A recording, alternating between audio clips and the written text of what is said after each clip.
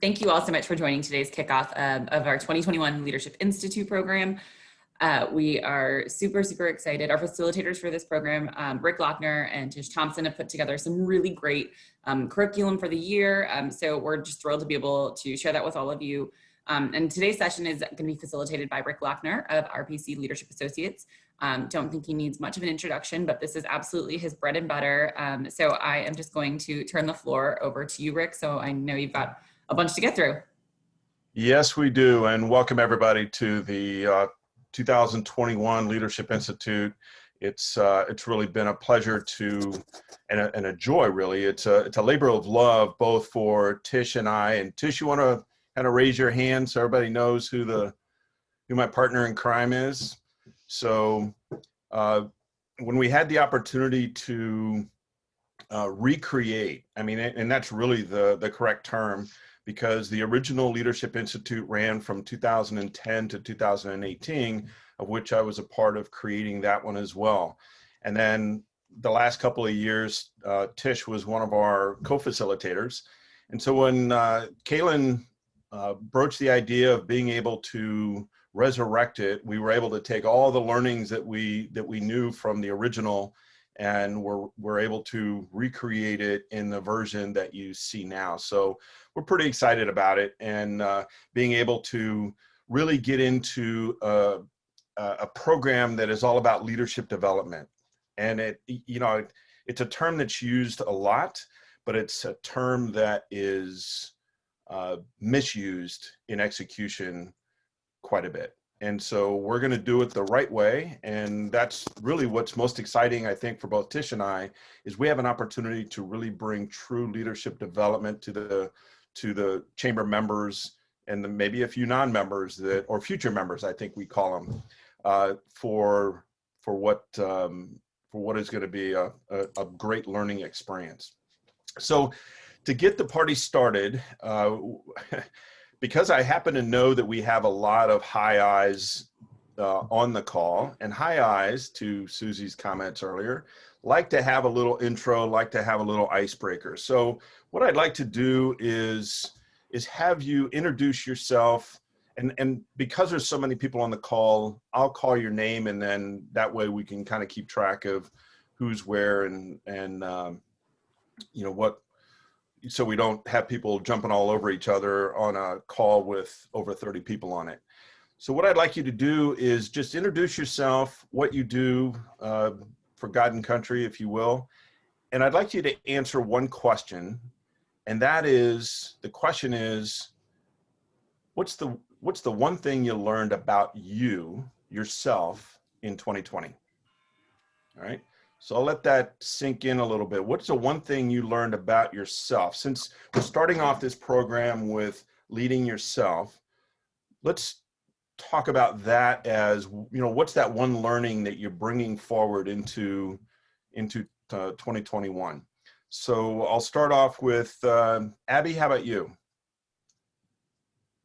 Morning, everybody. Thank you for having us, Rick. My name is Abby Johnson. I am the 2020-2021 chair at the non-for-profit committee with the chamber, and I also work with the YWCA Metropolitan Chicago as the community engagement specialist. I was just trying to think about, I've learned so many things this year: flexibility and creativity in working together and creating a team environment across the screens. I'm someone that's thriving at home. I appreciate the environment, and I'm getting a lot done, and I'm getting to see more people. I think I talk to more people now, save a little driving time. But thank you for having us. So the one thing is what? There's so many one things. You can't answer the question wrong. I know. I can be really efficient if I set up my calendar well, and if I create a schedule at the beginning of the day. I can become really efficient, and that's been a helpful learning process for me. Awesome. Becky Egan, how about you? Is Becky on the call? So Rick, she texted me. She's having some audio issues. She can't really hear right now. Okay, so we'll move on. Kiri, how about you?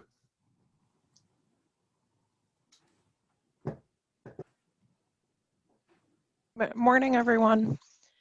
My name's Kiri Zet. I am a manager at Whipfleet. I work in the outsourced controllership, so I'm a outsourced controller CFO for clients. And I would say the one thing I learned about myself in 2020 is that I really like doing creative things in my free time. I never really had the time before. So I started painting and doing things like that. And I find it helps relieve the stress that I have. So that was exciting to find out. Awesome. Yeah, we're going to talk a little bit about stress and managing stress this later on this morning. So, Susie.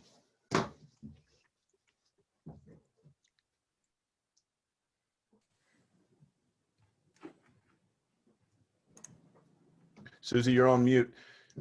You know, part of this exercise is we all got to get comfortable where our mute buttons are. Go ahead, Susie. You're on mute.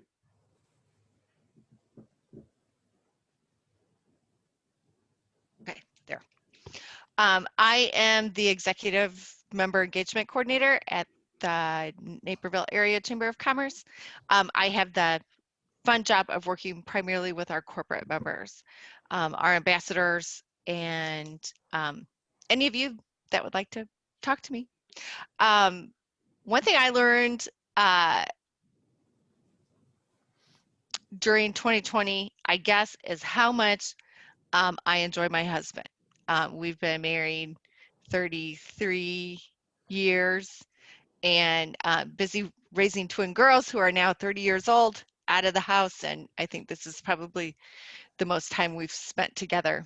I'm very extroverted and he's more introverted, and I'm sure he was ready to climb out a tree, but we figured it out and enjoyed it. Awesome. Awesome. Raquel, how about you? Good morning, everyone. My name is Raquel Savoy. I am the Family Support Specialist at YWCA Healthy Families. Thank you for having us. Happy to be here. I have learned that even the best laid plans don't always work out, and that I'm pretty good at improvising. I'm a planner, so 2020 was a lesson in letting go a little bit. And letting life take over a little more, and me kind of going with the flow, which I usually try to control where everything goes, and I've kind of been coasting along in some aspects of my life, mainly parenting, and I've learned that I'm a pretty good improviser. Today's my daughter's birthday, and we had to kind of do some last minute planning, but it worked out, and I've learned that about myself, so that's pretty good. Awesome. Awesome. Peggy?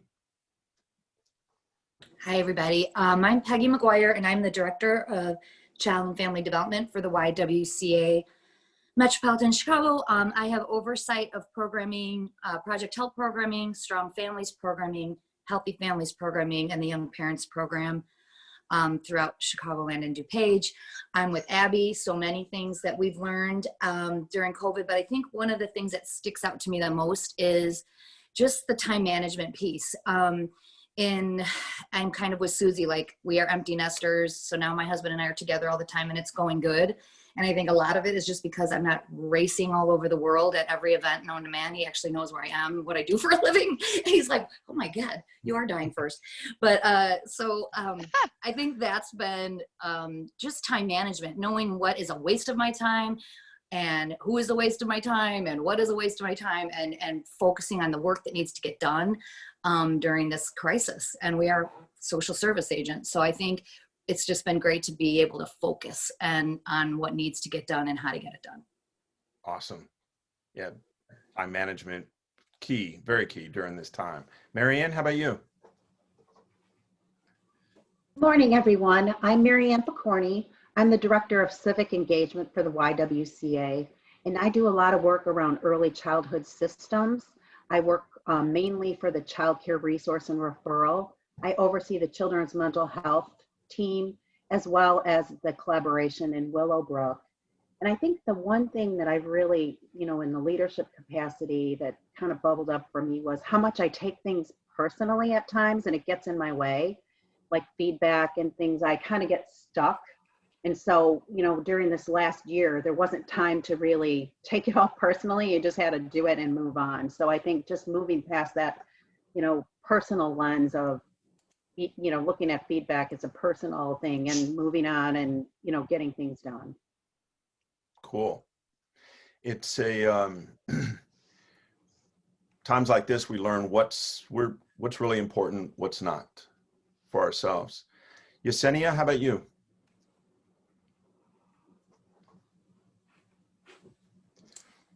Hi, my name's Yesenia. I'm the bilingual family support specialist for the Strong Families program in the YWCA.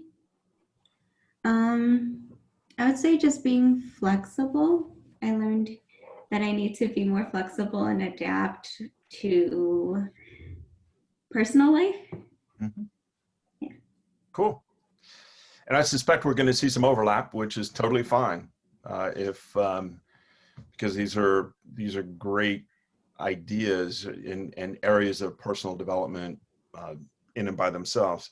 Alexis, how about you? Aloha, everybody. I'm Alexis Rago. I'm the big kahuna at Marketing Mana.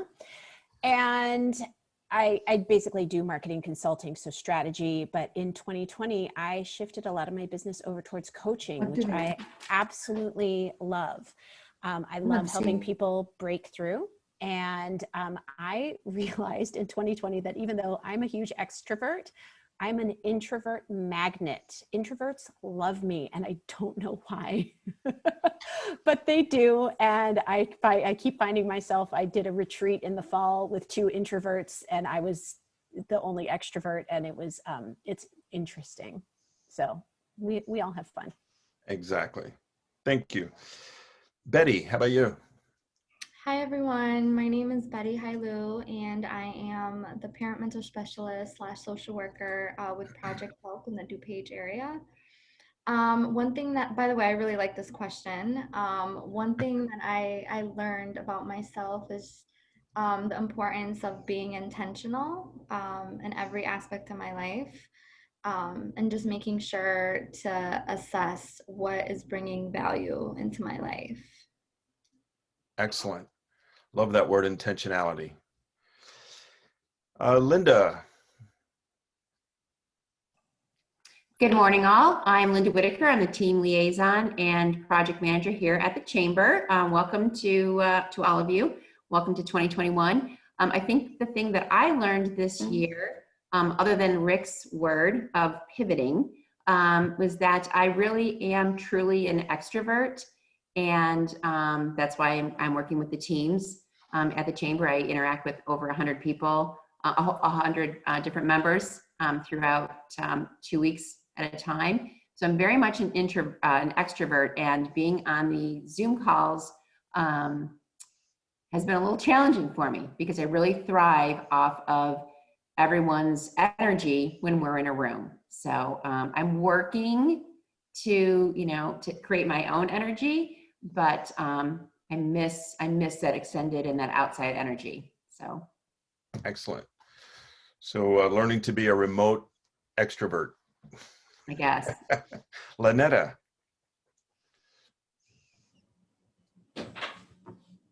Hello, everybody. I'm Lynetta Williams. I am the site coordinator for the Young Parents Program at the YWCA. I'm grateful that Linda went first because I'm so like, what did I learn? But she expressed it good for me. Because I feel like 2020 just reminded me of the things that I already knew about myself. But I'm really a social butterfly, and so human connection is very, very important for me. I was depressed at the beginning of 2020, dealing with, well, at the beginning of the pandemic, having to be away from people and connecting with others, and I didn't know how I was gonna make it. Like, I really felt bad, but I actually learned how to work from home. So I would say that's something that I learned, how to actually work from home and be okay. But I definitely had to find a good balance. Social connection, human connection, it is very important to me. Excellent. You know, they say when we're at our wits' end, we've only used 40% of what we're capable of doing. So a lot of this exercise is how do we expand that? How do we, when we think we're at the end of our rope, you know, there's still 60% left in the tank. How do we tap into that? All part of the self-awareness process. Kelly, how about you?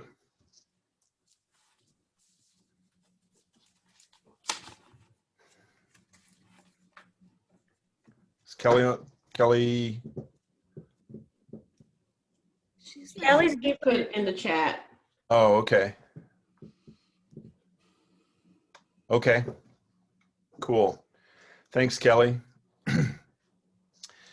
Let's see. How about Cheryl Hazick? Did I say that right? Yep, Hazick. Hazick. I coordinate our children's mental health at the YWCA, and what I've learned about myself in 2020 is like practical self-care. I think it was always like, oh, self-care is important, and feeling like I never really was able to do it well. And I think by being home and less travel and less, I don't know, juggling, it really allowed me to find what self-care means for me and develop a practice. So Excellent. for that, I'm grateful. Yeah. Self-care, definitely something that we all probably took note of since March. Catherine. Good morning. I'm Catherine Leda. I'm the mental health specialist for the Strong Families program and also part of the children's mental health team at the YWCA. And what I think I've learned about myself this year is my ability to, I guess, embrace life and its changes and just my way of being and doing. Yeah. And all the changes that come with that. Thank you for that question. You're welcome. Jim. Hello, everybody. My name is Jim Martin. I'm the president and owner of a brand management company called Neary Martin.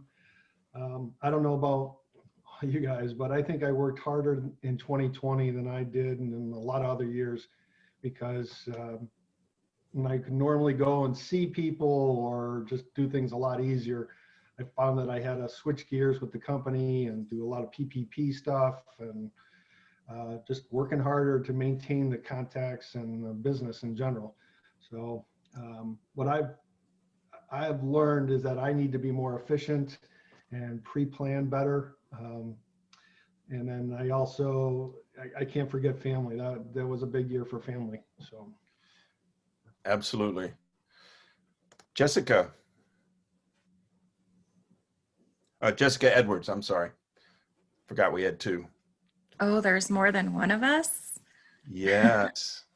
I am Jessica Edwards. I'm the Director of Membership at the Naperville Area Chamber of Commerce. And I think one of the things that I learned about myself this year is, even though I am a social butterfly, as Lynetta called it herself, I definitely like to be out with people, talking to people. I have really enjoyed working from home. I think it's more because it has been a work-life balance for me. I don't have the hour and a half in a car every day going to work. I have that time to spend cooking dinner and spending time with my family, and I have really enjoyed that a lot. So that's what I learned. Excellent. Excellent. Cheryl Fontaine. Hello, everyone. I am the member services coordinator at the Naperville Area Chamber of Commerce. I've been luckily employed with the Chamber for 11 years. So of course, as everyone, it's been a challenging year. And what I've learned most about myself is that over the years, you feel that you're able to just go with the flow, adapt to anything. But I have found that just with, you know, like many, the furloughing and things that have happened abruptly, it was mentally more challenging than I thought, even though I was capable and forced myself to do it because we all had to put ourselves in those kind of unknowing areas. Yeah, I've stretched myself in many ways. I've taken on other responsibilities. And so, yeah, I found that, again, I think as some have mentioned, just stepping back and then also taking that mental break, because self-care is important. And you find yourself when you have to do, and you want to do for others. I'm kind of like on the very top of that high I, and as many, but that was challenging for me, and it's still an ongoing kind of process that I'm kind of dealing with inside. And what you've introduced and several have alluded to is that self-care includes not just our physical well-being, but our mental well-being. Mm-hmm. And so that's a crucial part of this, which we'll introduce the idea in a little bit more detail today. It is a crucial part of the equation. So thanks for bringing that up. Jessica King. So I'm Ellen Fitzgerald. I'm not Jessica King, but Jessica King is from the Naperville Public Library. She is one of our people in HR who signed up. So I am Jessica King. Okay. There must be a story behind this. I'm sure there is. So I don't know it, but she signed up for all these things for us, but she did it under her own name. So, but I'm Ellen Fitzgerald, and actually, so my husband knows you, and he sings your praises. His name's Dave Fitzgerald. And, oh yeah. Yeah, he thinks that you're wonderful. So, and it sounds like you are. So I'm the Children's Services Supervisor at Naperville Public Library at the Nichols location. That's the library in downtown Naperville. And I think probably the biggest thing that I have learned about myself this year from COVID is how much I really appreciate all the different connections that I have in life. I'm so grateful here. We've had to kind of replan things several different times. You know, we went through, there's, you know, the riots in downtown Naperville, and some of our windows got broken, and the whole community came out and cleaned up before anyone even got to work. And, you know, the staff, everyone in the community has just been really wonderful. And my team has been so strong. And there have been so many people in my life who have just really gone through very difficult times. And I think the thing that I learned about myself is how appreciative I am of having a really strong team around me, both in my work life and then in my, you know, greater life in general. So it's just been a year of kind of gratitude and appreciation for what I have and where I am. Another gratitude being another word or idea that has come to the limelight as a result of 2020. Excellent. So, Damaris? Good morning. How are you guys? Good, good. My name is Damaris Wright. I'm with the YWCA clan, so it's a bunch of us on this call here today. I'm in management. I have the privilege of working with families, mothers and their children. So, you know, that's super, I was gonna say exciting, but it is exciting, but also I'm grateful to work with that group of people. One of the things that I learned about myself is that I like to multitask. I guess I didn't realize it at first. I'll start a lot of different things and I'll go back to the first one and then the second one and the third one and the fourth one. Haven't figured out yet how effective that is. So I'll let you know if it is in fact effective. Well, you'll certainly be able to dive into that idea in one of the later classes around time management. Mhm. So absolutely. Excellent. Danielle. Yes, good morning. My name is Danielle Blake, and I am the Business Development Manager here at the Naperville Chamber of Commerce.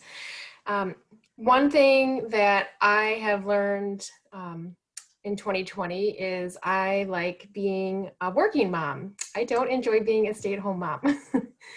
So that is where I am. I think a better mom is when I get to interact with other adults and our chamber members and the community, and it helps me, you know, to have a little bit more energy than to be home all day with a toddler. Get to exercise those multiple syllable words. Yeah, yes, adult words, yeah, conversations, yes. So at this point, I have to ask, for the next 2.5 hours, who's running the chamber and the why? Good question. We thought you were going to figure that out for us, Rick. Come on. Yeah. We thought you were on. So that's excellent. Denidra, did I say that right? Yes, it's Yeah, Danidra. Yes. Hi, How about you? everyone. I'm Danidra Johnson. I am the Chief Operating Officer at Reports. I've been in nonprofit management for over 10 years now, but I started my career in public accounting. One thing that I've learned, like you, Danielle, I am not made to be a stay-at-home mom. I have 4 kids, and I cannot be in the house all day with them. I love them to death, but no, staying home is not for me. But seriously, the thing I learned this year was, well, I learned last night that my highest value is altruistic, and that ties to the thing that I learned this year, which is I need to prioritize my own health, happiness, and development, because I am so quick to look out for everyone else, my family, my team, my community, before I do that for myself. So I really had to take a step back and try to invest in myself as much as I invest in others. That's excellent. And it also highlights an idea that we're going to talk about today, is that, you know, your strengths can also be weaknesses or I like to call them blind spots in depending on the context. So great point. David. Good morning. I'm Dave Serena. I am the Regional Manager of Community Affairs for Nicor Gas. I am also excited to be joining the board at the Chamber this year. Looking forward to that, as well as this leadership series. Very excited about this. 2020, I'm sure, was challenging for everybody. For me, the biggest takeaway from the year was probably just being versatile and adaptive to the changing environment. And that goes personal as well as business. I think some of us may have kids doing remote learning and trying to manage the household and get work done at the same time. But I am building relationships with the community officials and staff. So that was somewhat challenging during the lockdown early on. But we learned to adapt and, getting community engagement going again with virtual events and everything. So it's been certainly a learning experience, and it's going to be something that we take forward in the future as well. You know, it's one of the things I used to teach a leadership class for high school kids, and when they talked about, what should we major in college, and I said, doesn't matter what classes you take, but major in adaptability, because the world you're going to move into as an adult, it's going to be all about adaptability. And so great conversation around that. And I think the last year proved out that theory, that one of the skills we all absolutely have to have, regardless of what we do, is we have to be adaptable, and we have to be comfortable with it. So great point. Let's see, Lindsay. Hi, good morning, everyone. My name is Lindsay Ewing. I am the Director of Events and Programs here at the Chamber. So overseeing our committee events, signature events, and special programs like these. I think one of the biggest things that I've taken out of this year is how efficient it can be working from home. I think there's this misconception that working from home means you're laying on the couch and watching TV. And I think we all certainly know that that is not the case. And I think it will be interesting to see how, leaders take that information and, things shift moving forward. So that's probably one of my biggest takeaways. Awesome. Yeah, it is highlighted for a lot of leaders anyway. Don't focus on how work gets done, focus on work gets done. Because, especially as a couple of you have already highlighted, working moms throughout and still now, I mean, the pandemic isn't over, but are still juggling more priorities than they might have done or how they would have done it or done it differently had they gone to work or, just have different arrangements. So efficiency takes on a whole different idea, but I think it's forced leaders to think about what gets done, not how it gets done, and let people adapt within their own set of circumstances. Excellent. Marcia. Good morning, everyone. I'm Marcia Straub. I do both finance and member services at the Chamber. Been there a long time, so I've adapted a lot and done different things there. As far as this past year, my first thought was that I'm comfortable home alone, just by myself, the introvert part of me.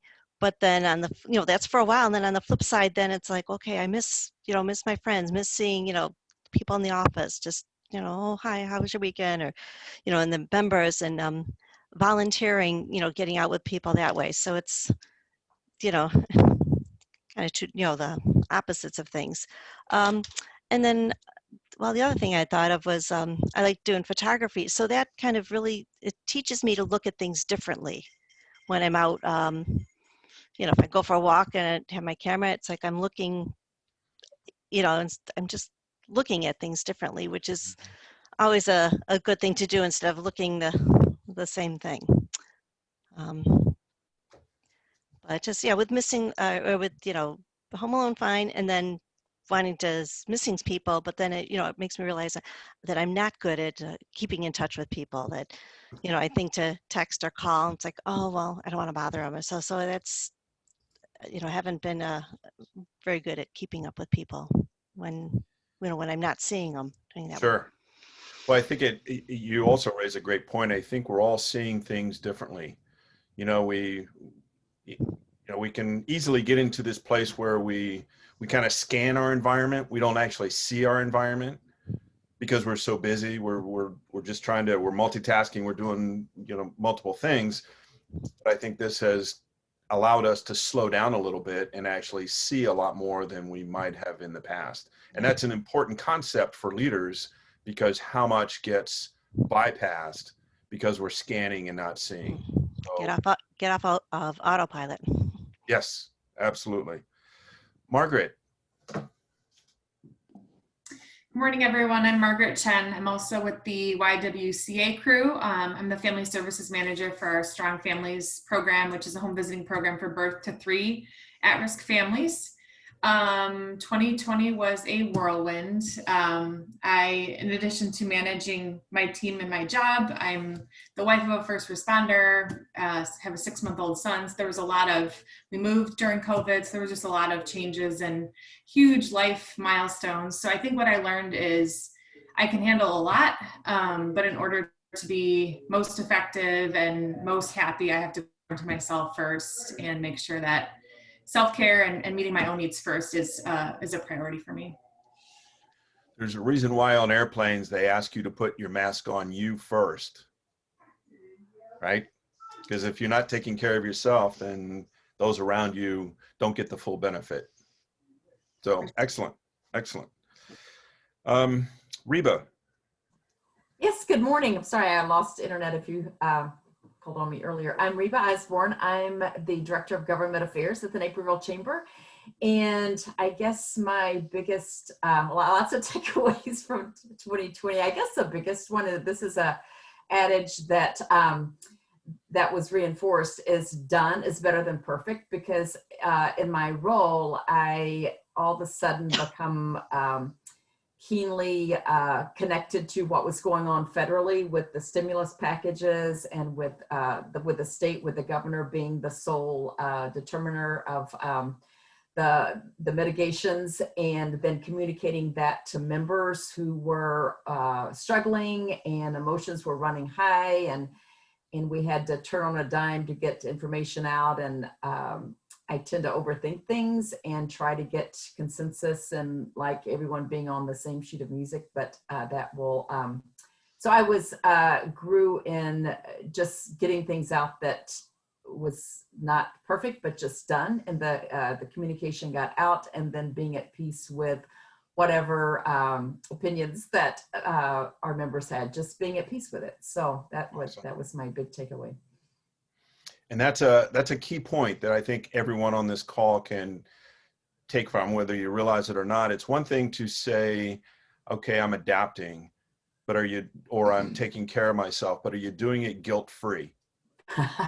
That's a trick question that I always add to when I'm working with clients is, okay, that's great. You're doing things differently. Are you doing it guilt-free? And initially, a lot of the answers are no, I'm not doing it guilt-free. But that's the ultimate goal, is to be able to get comfortable in that space. So thanks. Amina.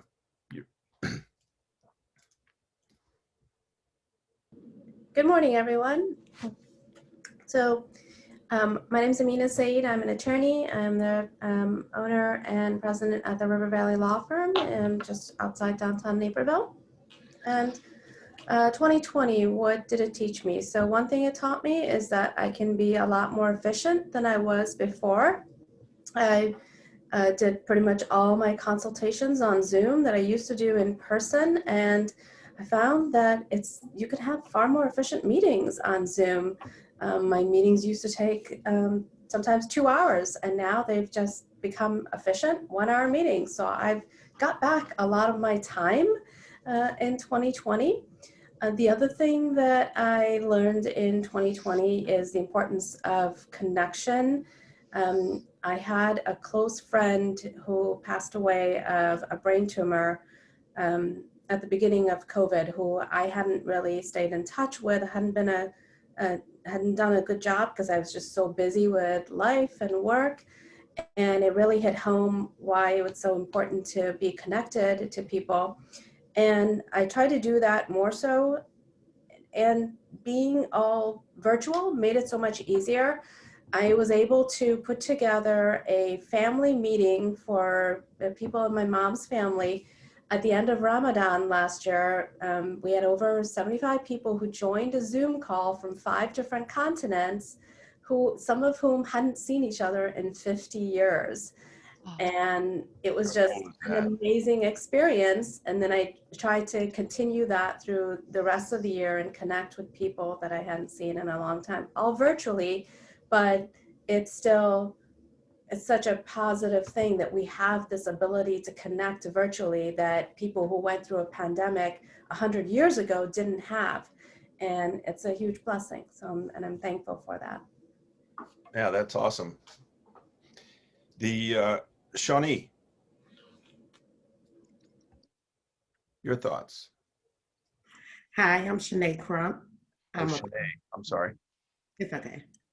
I'm a family support specialist with the Young Parents Program. And what I learned with 2020 is I've been researching more and becoming more creative, and most importantly, protecting my peace. So it's pretty much it. What an awesome concept. Can you tell us more about protecting your peace? Well, protecting my peace is more, so a lot of I'm always there for friends, family, like no matter what, even if I'm down and out, I still make a way out of no way. So it's more so saying like, no, I can't do it. I'm not available, because I always make myself available. or knowing that I'm tired and get some rest instead of trying to make it to everything and support everyone. Excellent. You just introduced everybody to the easiest time management tool known to man. It's a simple 2-letter word, no. And that's hard for me because I don't Oh, like sure. It goes back to that. Can you say no guilt-free? But And I don't. one of the word no, though. I won't say no. one of the things I'm sure you'll learn in the conflict session is how to say no without using the word no. So we'll get to that in a couple of months. Yeah. Sophia. Hi, everyone. My name is Sophia Boback. I manage the Project Help program within the YWCA Metropolitan Chicago. So I would say my initial thought was being adaptive, of course, but then also really just being able to stay positive and kind of just making sure to always kind of focus on the bright side of things and not kind of get dragged into the negative thought of like reality and things happening, but then also just being aware. And then it's also just interesting to see just how the pandemic really is like brought out everyone's creativity and just being able to really manage through different things like, oh, we can't do it this way, but people have found so many different creative ways of managing through the pandemic in a different way, and I find that very interesting. Awesome. Yeah, it's why we kind of have to let go sometimes as leaders as to how things have to get done, because people will be creative and they will figure it out given the right situation. Lucy.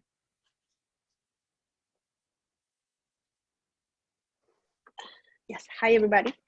I'm Lucy. I'm the assistant manager at Naperville Bank and Trust. And one of the things, well, I learned a lot of things actually through 2020, but the one is, I would say, stay connected. I love technology. So staying connected with family, friends. Before, my husband used to say that I was like a bad friend because I would not like talk to my friends or anything like that, just like in my own, work and family world. So now I try to stay more connected to them. The other thing that I learned for my own was to add more meaning, or more like having a purpose to the things that I do each and every day. And like in the morning, plan out my day and have a purpose why I'm doing it. What is it for me to do the things that I do every day. Excellent. That's it. We'll actually get into that next month when we talk about our values and ethics. Cool. Awesome. I think that's everyone. Did I miss anybody? I know we've had a couple of last minute ads, so I didn't want to leave off anybody before we jumped into the meat of the matter. I was one of the last minute ads. I'm Amy Baker. Okay. I am also with the YWCA. I am the part-time data and compliance specialist for the Strong Families program.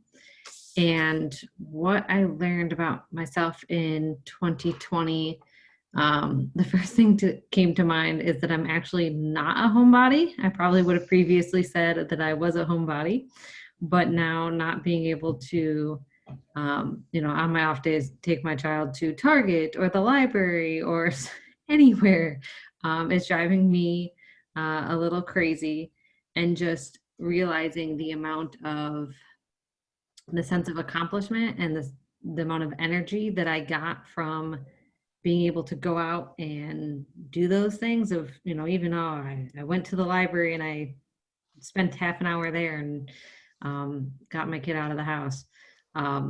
Those things really sort of fueled me. And so not being able to have easy access to do those kind of things, I've had to figure out different ways to sort of get that energy boost and that sense of accomplishment. Excellent. Anybody else? Okay, so the idea here was to set the tone for this journey that we're now embarking on around leadership, and starting with learning leading ourselves. So with that, I will I'm going to pull up the slides and we'll get the conversation going.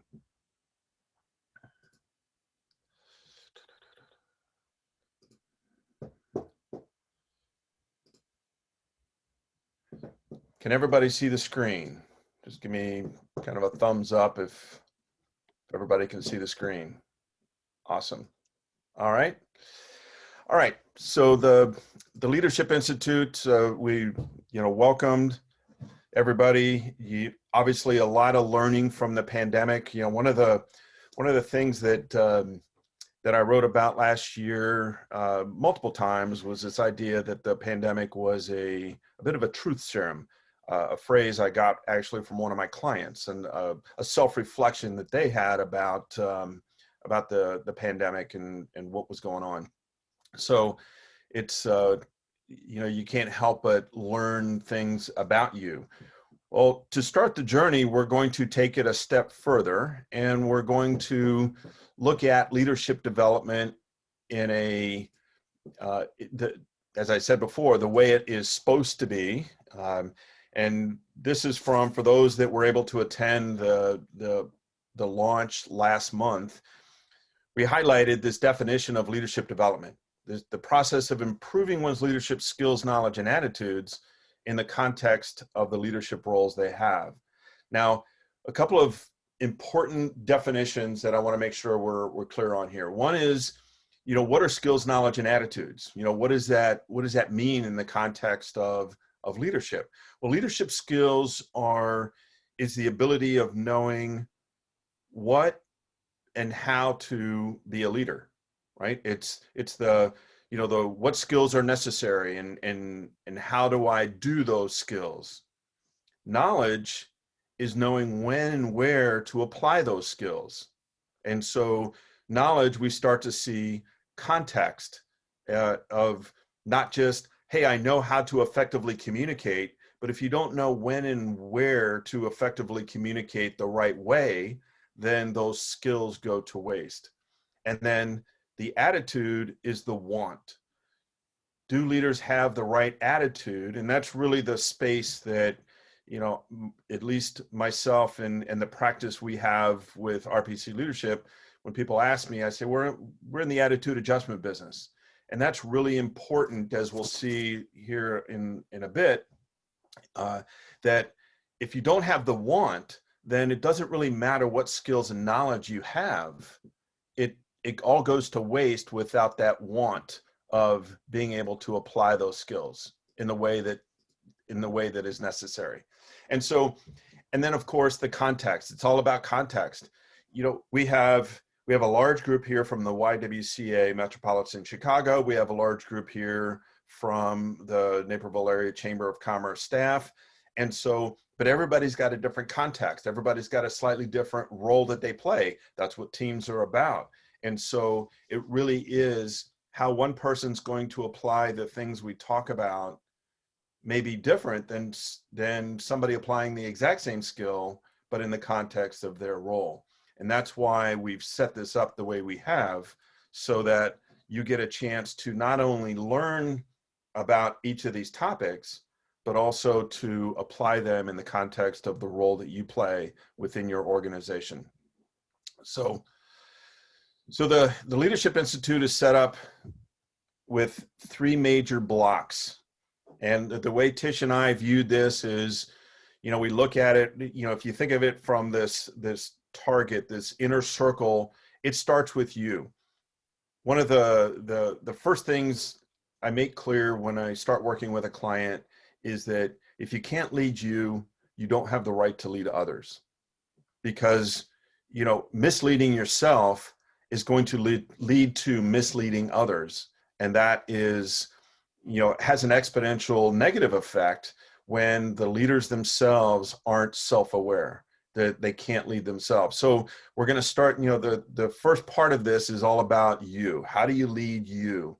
And then we get into expanding that sphere of influence as a leader into the relationships that are part of your network, that are important to your success and to your team's success. And then we get into, in the last 4 months of the year, we'll get into organizational leadership, in which we'll talk about leading teams, leading organizations, business acumen, all the things that leaders need to know to better lead an organization. Some of you lead teams already. Some of you lead organizations, lead businesses.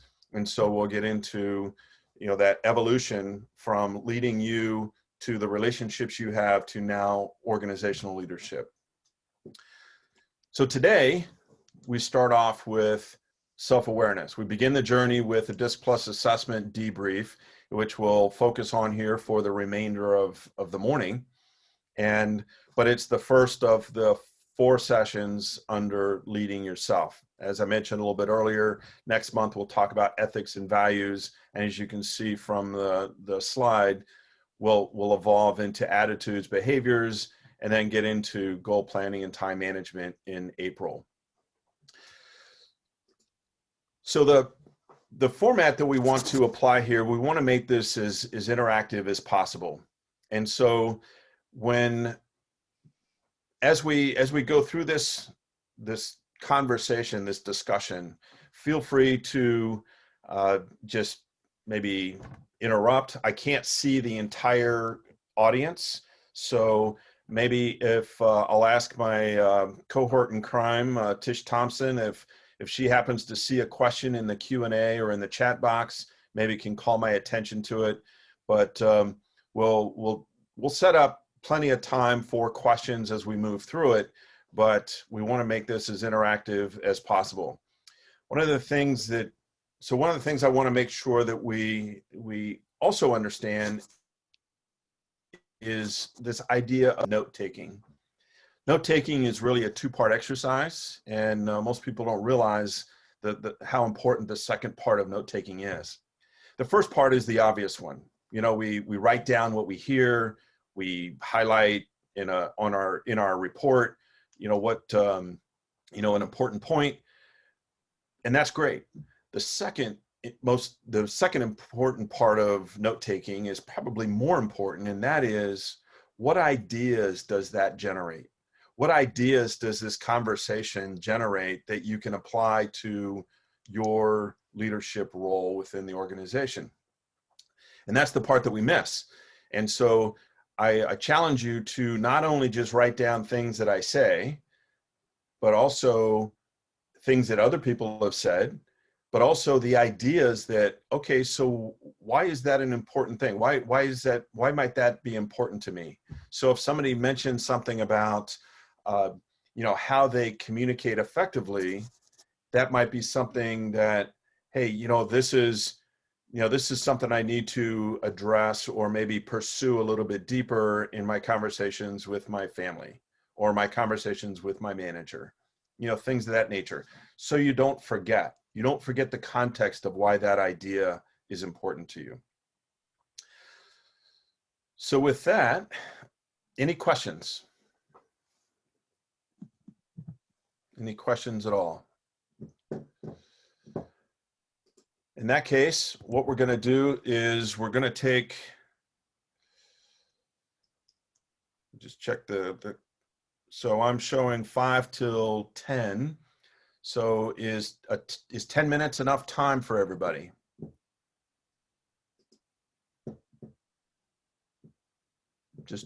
I'll see a raise of hands. To do what? To do what exactly?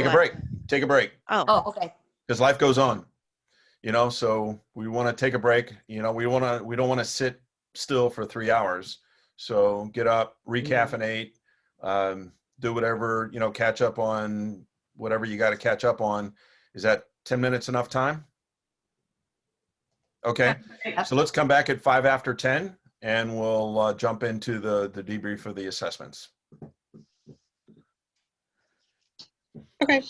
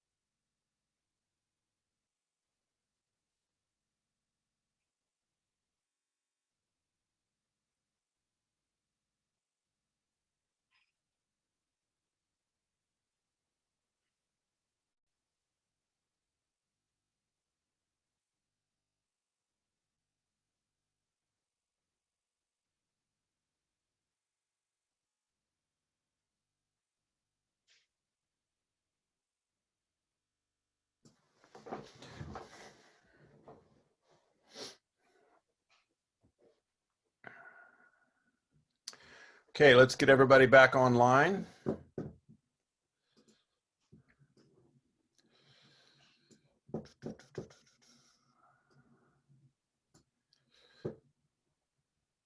See everybody's smiling faces again.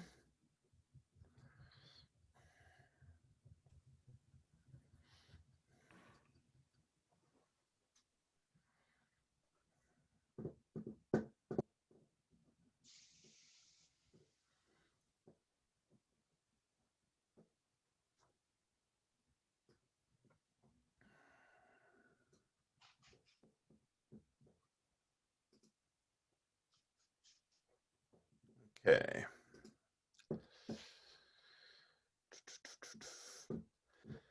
All right, so with that, any questions that came up during the break that I can answer before we get started into the specifics of the DISC Plus assessment? Any questions?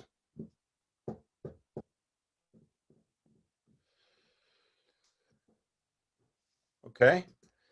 So then let's jump into developmental assets. I always like to start the conversation with this quote from Lao Tzu: "He who knows others is wise, he who knows himself is enlightened." And so this idea of really knowing why you think the way you do, why, you know, being true to your belief systems, being able to not only know what you believe in, but to hold true to what you believe in, is all part of the self-leadership mantra.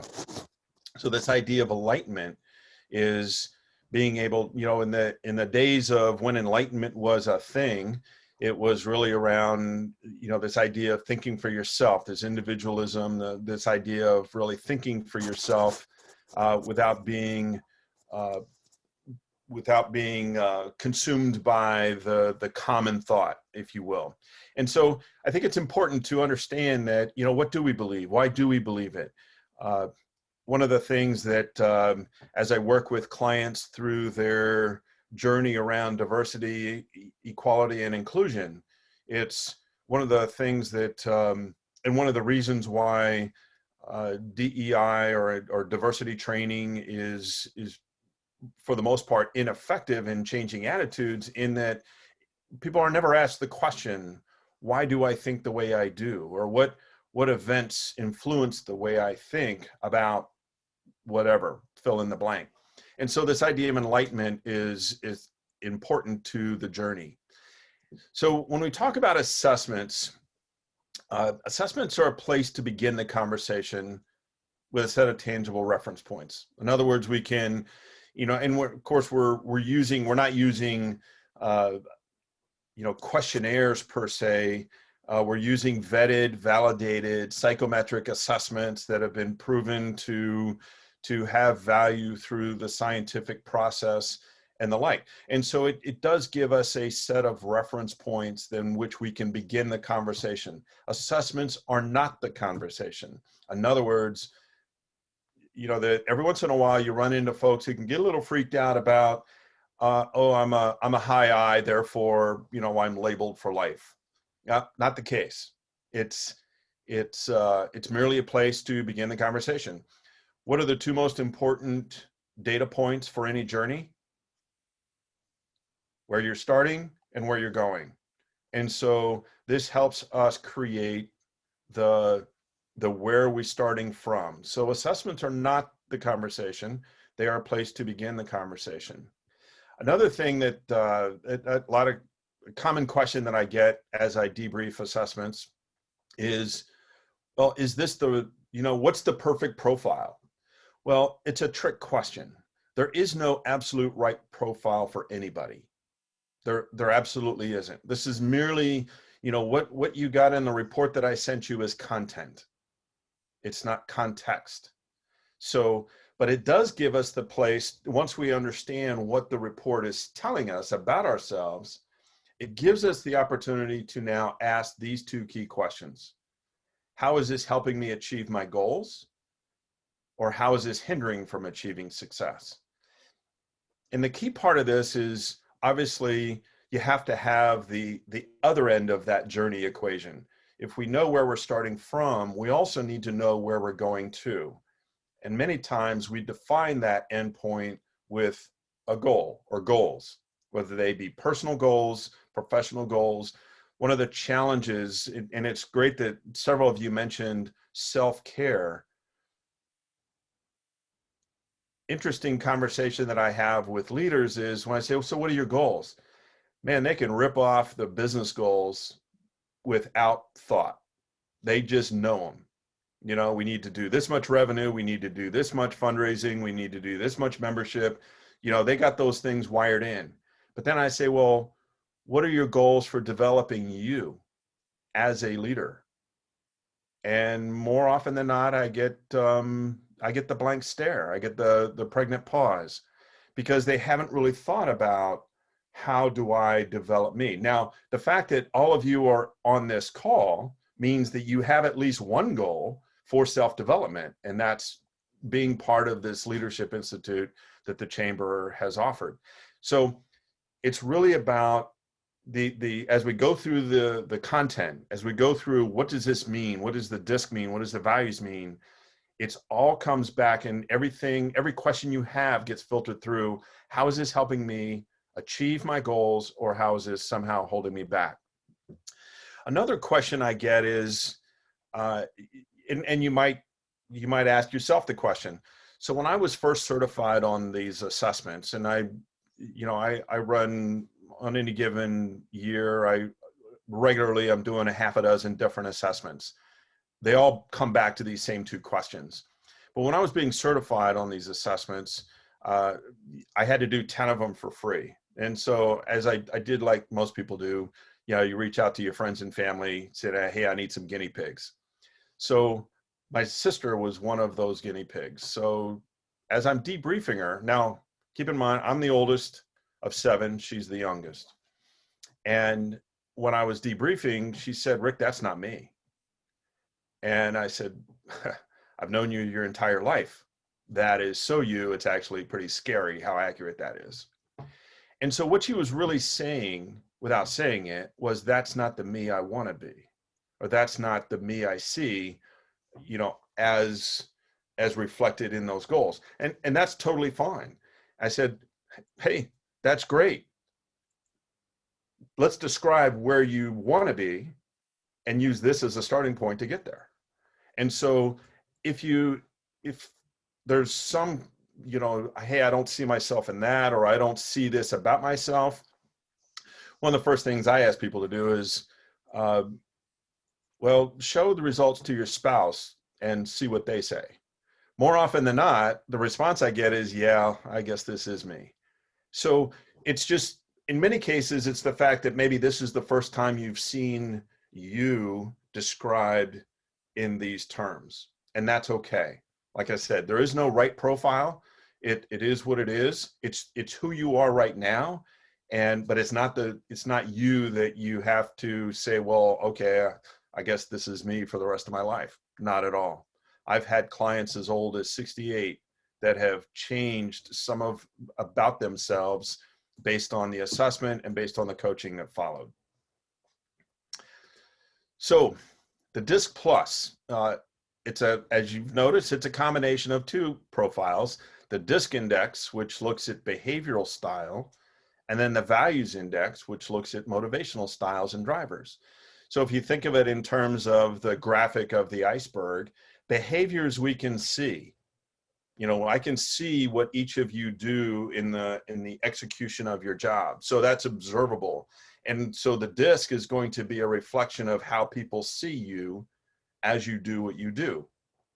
The Values Index is more what you see below the waterline.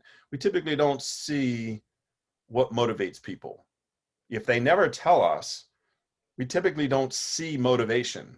What we see is the behavior that may or may not align with that motivation, but it's what we see below the waterline. So this combination gives us a pretty good picture of who we are when we look at the combined results together. So that's the combinations. So let's dive into now the DISC. The DISC is as I said, a behavioral assessment, and it's a fairly common one that's used in the market.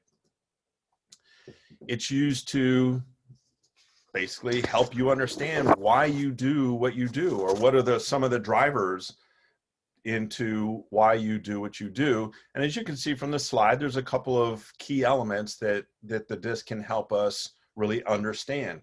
The most popular one is this idea of interpersonal and intrapersonal communications. I probably do 30 of these a year with teams with this specific purpose in mind.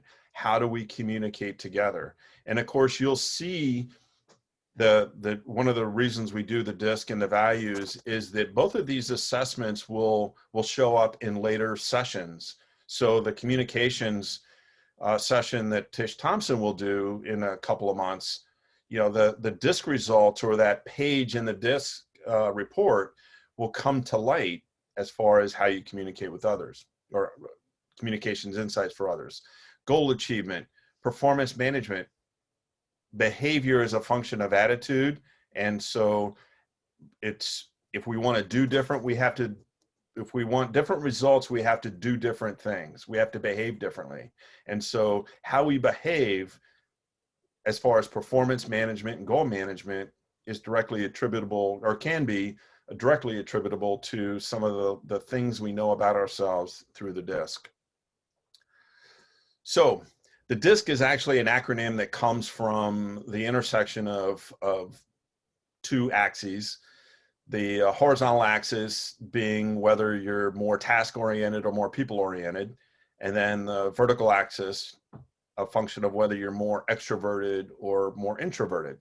And of course, your natural results are plotted on this same axis on page 9 in your report. You probably saw that as you went through it. But we're going to spend the lion's share of our time on page 2, which really looks at the results in the form of 2 sets of data in a bar graph. So let's look at what this really means. So the descriptors, on page 8, you have this table. And this table not only identifies the descriptors, but gives you a set of adjectives that might help you understand how people see you. So for instance, if you're a very high I, which I know several of you are, people may see you as persuasive, inspiring, gregarious. Now, you may look at yourself and say, yeah, those terms don't really resonate with me. That's quite all right. Just find a synonym that does, because that's to put you in the ballpark. Clearly, this is not a complete set of adjectives that would describe folks. So decisiveness, if you're a high D or a low D, it gives you a set of adjectives that say, okay, here's how people probably see you.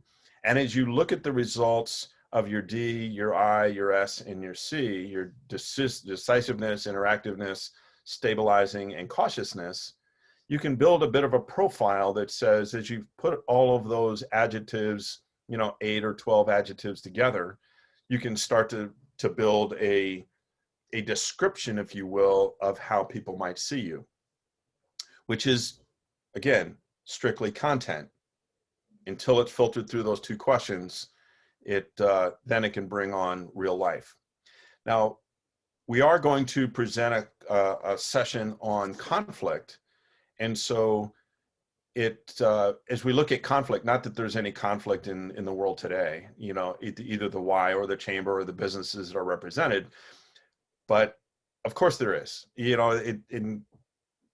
One of the things that when we look at the results, if I were to look at the results, for instance, of the chamber team or the project help team, one of the things that I would look for is somebody who's a high in one area. Let's say somebody who's a high I working with somebody who's a very low I.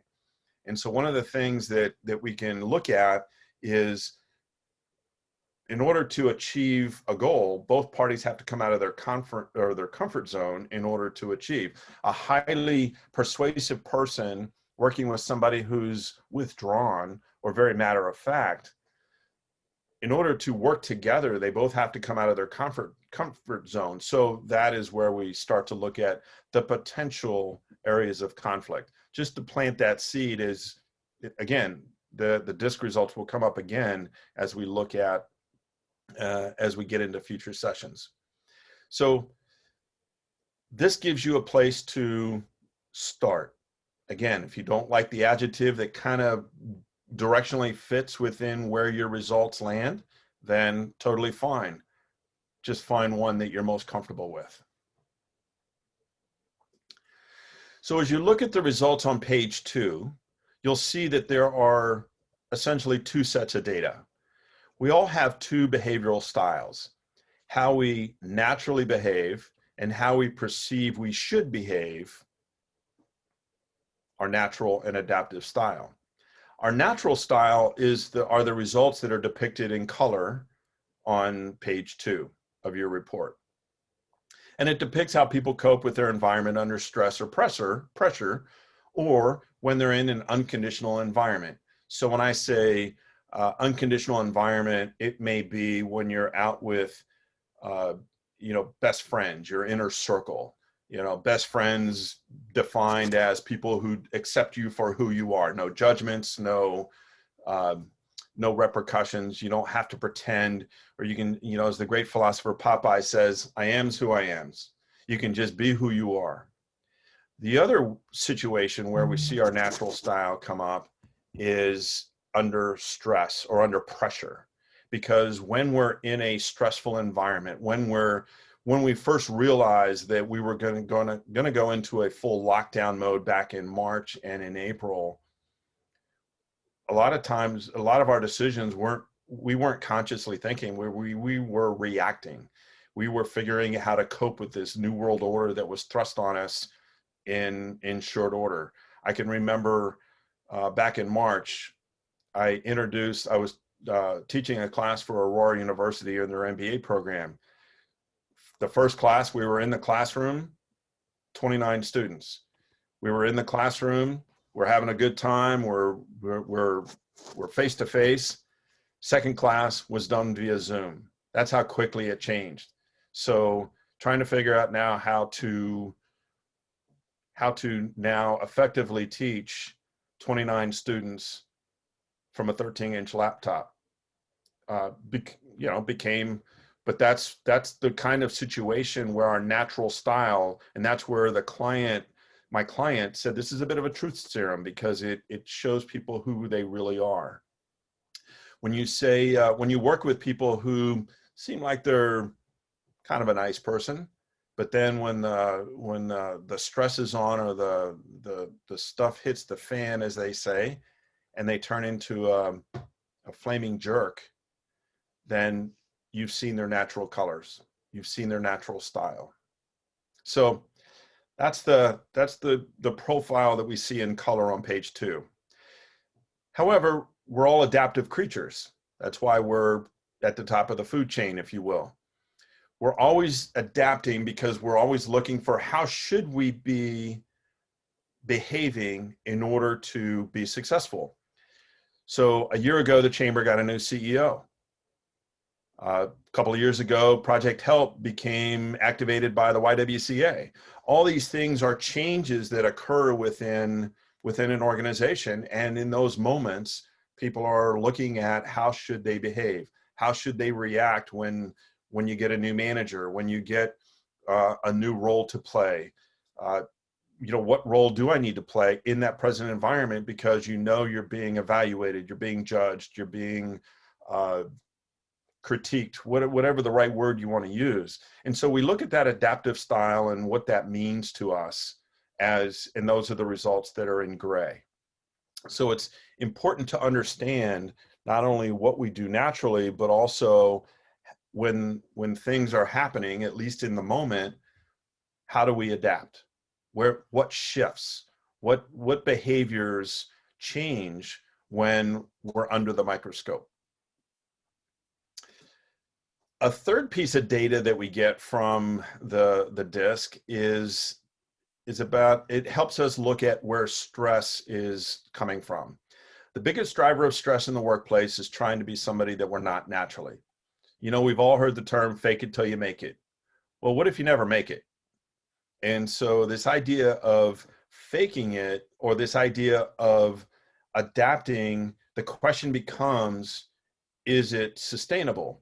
So as you look at the report, any delta greater than 20 is worth a conversation.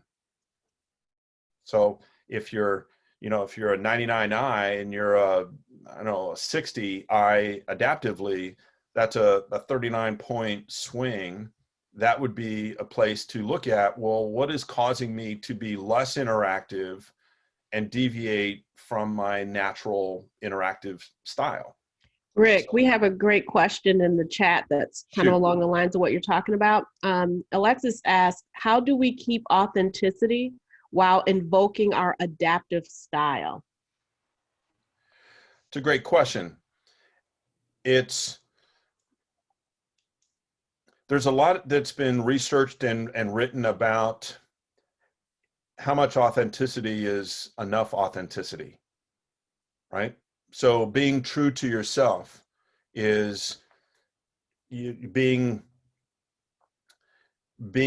able to, we all need to adapt, right? I mean, so I think are we still getting your true values? Which is, are we still authentic to our values? Are we authentic to our beliefs, right? We're talking about behavior here. So we can behave differently and still stay true, authentic, if you will, to our value set, to our attitudes. And we'll get into that actually next month when we talk about beliefs, as well as March, when we talk about staying true to your value set. Because I think that's the foundation of authenticity. It's staying true to your values, whereas behavior can shift left and right. But are we staying true to our values? Rick, another good question before you move on. Do the results from DISC change, or can it be assumed that these results kind of stay consistent over our lifetime? If you do nothing consciously to adapt or flex or evolve, then yes, left to their own devices, the results will stay the same. But as we grow older, for instance, as we grow wiser, as we go through the experiences that we go through, more often than not, the results are going to change. I know that, 20 years ago, I was a very high D. I'm still a high D, but I'm not nearly as high D as I used to be, because I've evolved and I've learned that you don't have to be, that type of leader that I was in the military than I am now. So it will change as long as you're continuing to adapt to what life brings you. Great questions. Thank you for bringing those up. So the key question here on this adaptive versus natural is whether or not it's sustainable. And I'll give you two quick stories that illustrate the point. I had a young woman who was a 99D, decisive, and her adaptive D was 10. So an 89-point swing between her natural and adaptive style. And she was currently, at the time, she was working for a government agency where essentially the culture was conform, conform, conform. And she was having none of it. She just couldn't, the stress of trying to, getting back to Alexis' authenticity question, she simply was struggling with staying authentic to that 99D or that high D. And so it was probably a month and a half or so after that conversation, she quit that job and started her own business, because that was her being authentic to who she was and wanted to be. She just simply could not adapt that far away from her natural style and sustain it. Now, another example, I had somebody who was an avowed introvert, but happened to be the community relations director for a healthcare organization. And so the obvious question is, how does an avowed introvert become the face of a healthcare organization? And she said, well, I wanted the job, and said, okay, let's talk about this natural, adaptive, sustainable idea, because the delta, I think the delta was 45, 47, somewhere in that range. And in her case, it went up. Her I was very low, and it went up adaptively because she was the face of this healthcare organization. And she said, well, the events that I go to, are planned, and I go out and I do my thing. And as long as I can come back to my office and everything is as it should be, and everything is organized and everything is in its place, then life is good. And so in the first example, the delta was not sustainable. In the second example, it was. And so the 20 or greater doesn't mean that, oh my God, life, you know, I got to do something about this. No, it just means you got to ask yourself what's going on. And whenever I coach clients one-on-one and we get into the conversation of stress, I know exactly where to start the conversation, because I'm going to start in the area of DISC that has the greatest delta. Other thoughts or questions from this idea?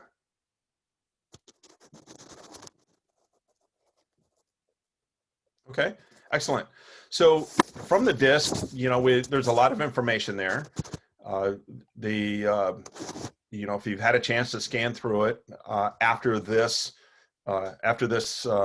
session, obviously your homework is going to dig into it a little bit deeper, but there's a lot of great information here that is going to help you really understand what's going on with you. So let's jump into a little bit more detail about each of these styles. And so just so we have a much deeper understanding of what it really means. And my intent here is to set the stage for future sessions so that you understand in a way, and you can start to put into practice what, you know, these interactions, not only knowing your own style, but how do I recognize whether I'm talking to, if I'm a high C, and when I use that term high C, it just means your C is your highest score. If I'm a high C, how do I know what style I'm talking with? And so this idea of the language that the other person used, you can't say, well, hey, can you take a time out here and go through this DISC assessment so I know, you know, how to communicate with you? Obviously, that's a bit impractical. And so we want to be able to say, okay, based on what I'm hearing, what type of person is this? So I know that I can now interact with this person in a way that is most meaningful. So we're going to go through each of the 4 styles, both we'll characterize that style in a few bullets. I mean, there's no secret, one profile fits all. But then we'll also highlight some ideas on how to deal with that person or that type of person. So let's jump in. And again, if there are any questions that come up, that, you know, especially as we talk about your specific, strong style, then feel free to jump in. So the high Ds, again, these are the folks that are task-oriented, extroverted. And so they are very fact-based. You'll know, you can know in a minute that you're talking to a high D, because let's say you go into a conversation, you'll say, okay, why are we here? What do we need to accomplish? That's the first words out of their mouth. You know you're talking to a high D if that's the case. So that, because they care mostly about what needs to get done. Don't bore me with all the details of how you're going to do it. Quite frankly, I may care, I may not. But they're also good at, and one of the best pieces of advice I got going back to my early days as an executive at Sprint was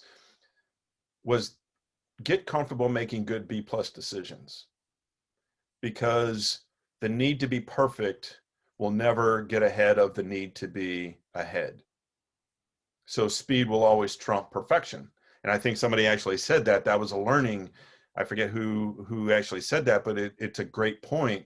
And so D's are comfortable with that. D's are much more comfortable than let's say C's, who are the introverted, task-oriented folks. So, but because they're not a big fan of the details, but because of that, they can be perceived as being a little too forceful and, quite frankly, being creativity killers because, you know, they're not really interested in the woulda, coulda, shouldas.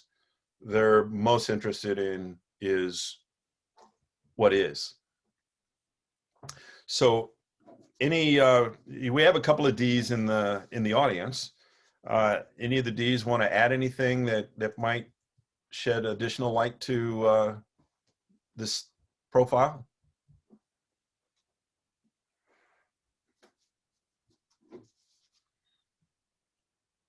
Okay, so let's look at, so if we've got somebody like that we're dealing with, how do we best work with them?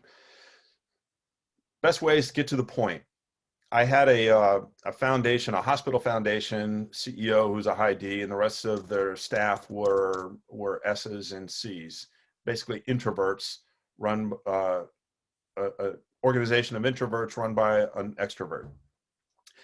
And I said, look, if you have a meeting with the CEO and you only get one question to ask, the one question should be, what do we need to accomplish in this conversation? Or what do you want out of this conversation? Something along those lines, because that will set the stage, because that's really what they're all about. It's get to the point. It's conclusions, give them conclusions. You know, have the details in your back pocket, if you will, but don't lead with the details, lead with the conclusions. Bottom line first, if you will. Now, the S's and C's are probably saying, but Rick, you know, they need to know these details. Well, that's great. If you're going to share the details, or if it's important that they know some of these details, and by the way, when I say some of the details, top 3, period. What are the top 3 details that a D needs to know? Then your opening sentence is, okay, here's the conclusions that I came with, and you need to hear some of the details that led me to make that decision. So you include it right up front so that they know that, okay, I need to listen to these details, but keep the details to 3 or you'll lose them. Solve the objections, you know, it's about the problem. It's not about, you know, if the conversation is to get to a decision, don't talk about, you know, ancillary things that might have something to do, but really not in a major way. So that's dealing with a high D. Again, high D's, anything to add to this?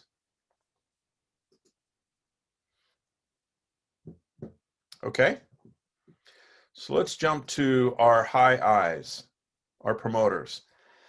I's are the social creatures in the crowd. They like to talk. Sometimes a little too much, but they're sociable. So, you know, left to their own devices, they're going to be they're going to talk. They are very sociable.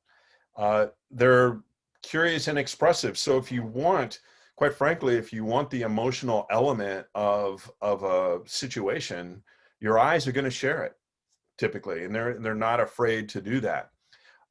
Sometimes that can lead to poor listening. They are typically, of the 4 styles, they are the worst listeners. And maybe we've all met somebody, because you can tell in their eyes, right? You can tell in their eyes that, you know, you're still talking and they've stopped listening because they're getting ready to talk as soon as you come up for air. As soon as they hear that period, they're jumping back into the conversation. Now, these are extremes, and it's not, you know, these are characteristics, but they can be characteristics that can get in the way of effective team communications or effective leadership. Can be a bit unrealistic. They can let positivity get the best of them. I currently coach a CEO right now who is a very high I, and the mere mention of, well, what about this, he perceives as being negative. So it's a blind spot of his. And so it's just something that we work through. So I know that there's a lot of eyes on in the audience. Anybody want to add anything to the list of the profile itself? I'm embracing my I.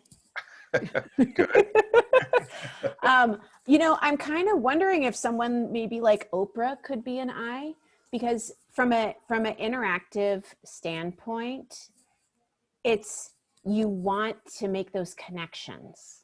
I think Yes. there's a desire to connect.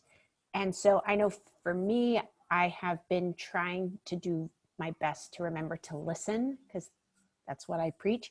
And I found it really funny because my I natural is a 67 and my adaptive is a 95. So I feel like I'm trying to be even more than I already am. So I found that really interesting. But yeah, I think it's really just about engaging and jumping in and leaning in. I think it can be very powerful and positive as long as you're still listening. And that's the key, is you're not letting, because we've all heard the phrase, you know, nothing new gets learned as long as you're talking, right? Because when you're talking, you're already speaking about things that you already know. So the only way to learn is to listen to what others are saying. And so, as a matter of fact, I do believe Oprah is an I. And she, of course, makes a living on the talk show circuit. So it stands to reason that that's a strength that plays to her profile. I would imagine somebody who's in the marketing business would also benefit from that profile as well. And so you're absolutely right in the sense that, and this is why we don't take the results themselves at face value. We look at context and how does this fit into what we're doing? Because, you know, and I'm sure, Alexis, you know, being in the marketing business, you know, stories carry. Stories are, I don't care what, you know, what you do or what profile you are or, you know, how you see yourself, but in today's world, stories resonate. And so these are your storytellers. So if you want somebody to tell your story, you know, latch onto a high I and turn them loose. Other thoughts or questions about the high I? I just think that it's really funny that you said we're good storytellers. I'm a librarian. I literally tell stories. Yeah. I do story time. Well, there you go. It's, you know, I guess the storytelling comes more naturally to a high I than maybe it would a high C, right? Because a story from a high C is going to be laced with a lot more facts and figures. And that's where, you know, you're gonna hear a story from a different angle. You're gonna hear a story that comes more from an analytical point of view than an emotional point of view. So it's, and of course, empathy being a growing, or emotional intelligence being a growing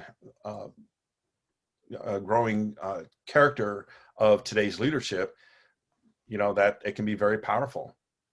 But as we said early on, every strength in a different situation can be a blind spot. So we just need to be aware of what that blind spot and strength situations are. And I have a question related to that, Rick. On that can you go back to your previous slide? Oh, sure. Where it talks about the high I's. So I really love the energy that I's bring to a space. And I'm looking at some of the kind of, as you will, blind spots that also comes with that. So I'm curious to hear from some of the I's, how do you begin to manage, or how have you managed perceptions around, one, that you could be considered a poor listener, or that you may be perceived as talking too much? How do you manage that when you're interacting with people who may not be a high I? If anyone's kind of worked through that.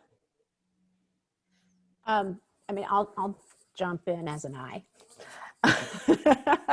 You know, honestly, I was actually going to ask Rick, where does collaboration, you know, come in? Is collaboration seen in an I?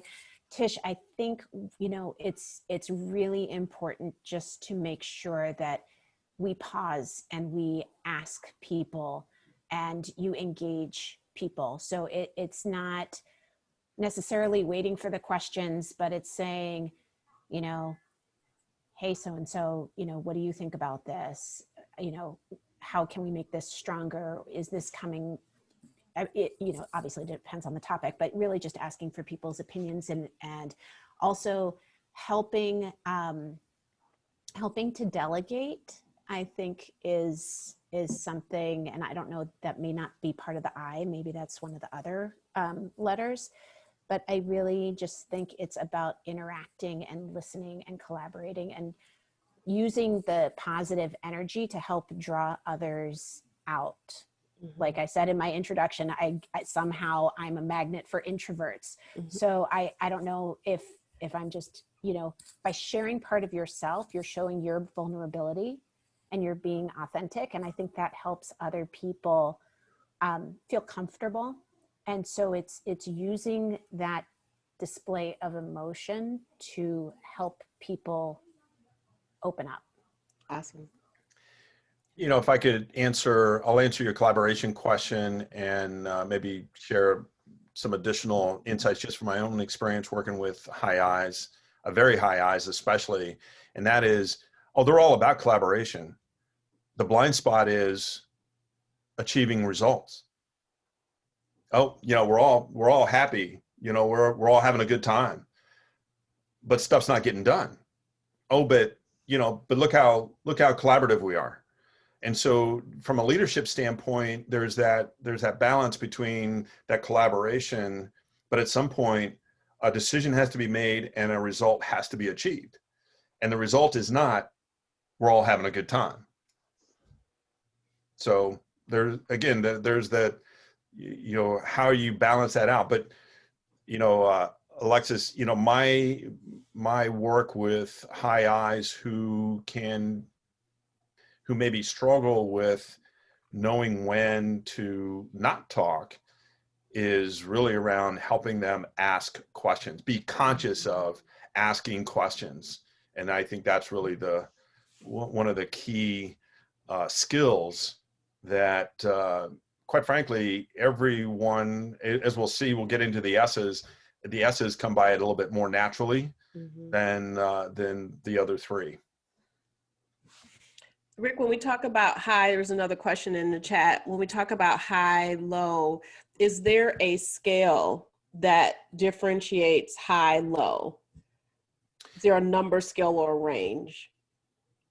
You know, usually when I say high, it's not the high range. It's which one is the highest of the four. So you could be a 56 S and you'd be a high S. You could also have a 99 S and be a high S, right? It's just whichever one is predominant in your profile. So there's a range within each style though, because you know, a number for like, you know, yeah, I mean, there's a number to give it reference. Yeah. Okay. Yeah. So Rick, that was me that asked that question. And I just, so it's like, is there a difference between someone who ranks like 100 as a D and then a 50 as a D? But either way, it's their high and dominant. Exactly. I mean, the behaviors are going to be different, but the impact is going to be, the behavior is going to be different, but somebody who's a 99D and somebody who's a 50D. But more importantly, it's really around, okay, if somebody's a 50D and that's their high, then that means all the other ones are low as well. And as you go back to that table on page 8, you start to put the adjectives together, and that gives you that profile look. Okay, thanks. You're welcome. So dealing with the I is, you know, I mean, it's the way they're wired, so build it into your meetings. I belonged to a mastermind group some time ago, and a majority of the group were high I's. And we start the meeting at 9 o'clock in the morning, but we really wouldn't get anything done until about 9:15, 9:20. And so we said, okay, let's, so now the agenda reads 8:45 networking, meeting starts at 9. And so all we did was build in the time so that people could, come to the table talking about family, the weekend, their kids, that sort of thing. And it's just acknowledging that that's the way they're wired, and that's okay. If you're talking to a high I, they're looking for the emotional connection to whatever it is you're saying. So that's, how do you help them experience it? Well, I think that goes back to storytelling and sharing examples of context of how they can experience what you're talking about, so that they can see themselves in the in the story, or because they're going to be tied to it emotionally more so than the other three in a very outward fashion. Anything else to add, Eyes? I don't think it's anything else that I will add, but I find this interesting, the conversation about us, this idea about us not having results really like in a collaborative setting, because I'm definitely high on the I side, but I prefer working meetings. I prefer to get straight to the point. I definitely enjoy the icebreaker or the opening, but I want to get to the point of the meeting and not be wasting time. So I just find that interesting, that would be a challenge for us to actually end up with results. Well, I think you also bring up another great point in the sense that we also can't look at the I in isolation either. We can't look at any of them in isolation. Mm-hmm. We have to look at the whole profile. And that's why, when you go back to the table on page 8, okay, your I adjectives, if you will, combined with your D, your S, and your C adjectives, what picture does that paint in total, right? So we don't look at, well, you're a high I, therefore, you have this extreme nature to you, positive or negative. It's the whole package that we really have to look at. Gotcha. Like Rick, you could be a high I, but then your next highest could be the D, and that would be you're very gregarious, right? Is that the right word? Or you're very, happy in storytelling, but you also want the results, and that's your next highest one is your D. Exactly right. Yep, and that's why we don't want to forget that. I mean, there's some of you that have ties in your scores. You have the same score for one and the same score for another, and so we really have to look at it in its totality to get the whole picture of who you are and why you behave the way you do.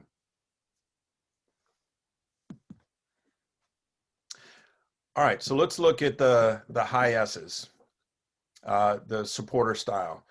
Now, these are the introverted people, if you will. And by the way, that's the label that, the moniker, if you will, that we use.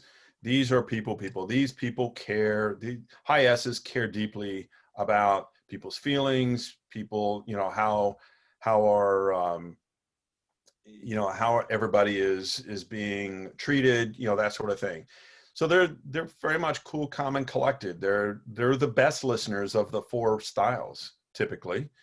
I remember debriefing this with a nonprofit and ironically, there was only one S in the crowd of 30 people, all working in the same organization.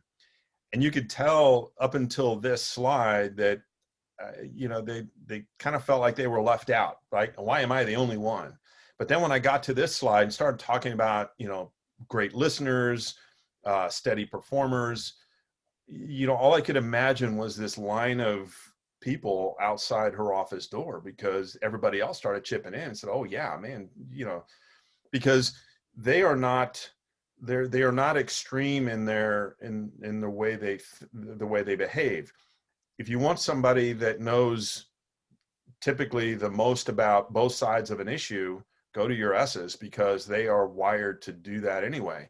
Just don't ask them to pick a side, because now that's when that passive aggressiveness can start to kick in.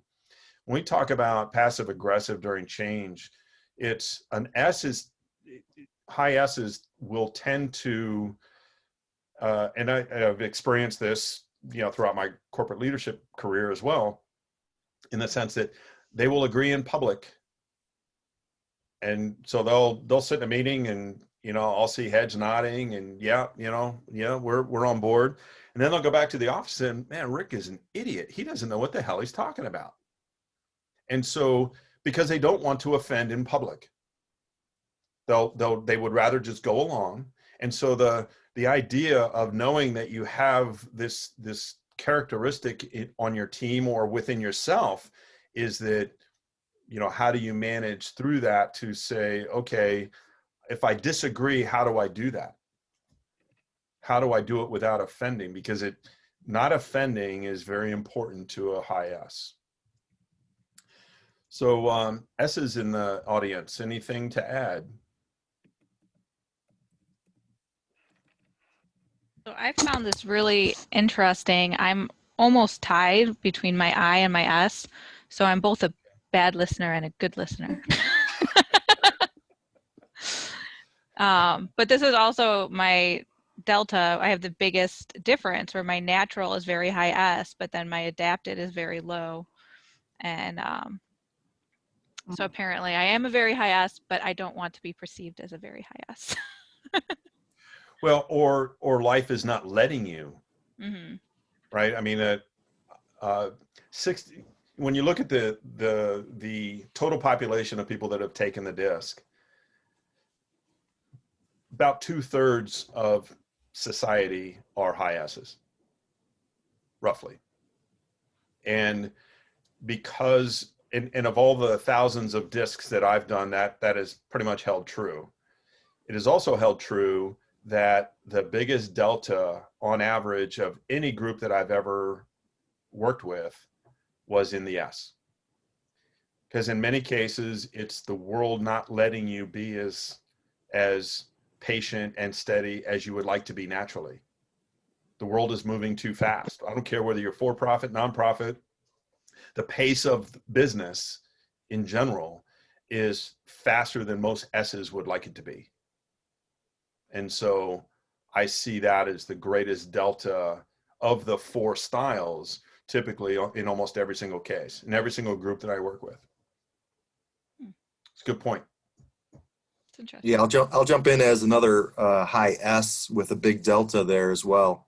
In my role, I find myself almost as a mediator. So one of the biggest benefits to being the listener is, just letting everyone in the room express themselves and get that, whatever the issues are out in the open. So I think that's a big, you captured it there with the S. Good. Yeah, like I said, so was this Jim or Dave? It's Dave. Oh, Dave. So Dave, when it comes time for you to say, okay, Dave, what do you think? How do you manage that? Well, I do have to be supportive for my employer's benefit. A lot of what I do is it's kind of, like I said, mediating between, whether it's another agency, municipality, and some of our utility work. But, passive aggressive, maybe to a certain extent, but, I've got to be supportive. We've got to get the work done. So at some point when all the objections and issues are aired, I do turn into a different person at some point. Interesting. Okay.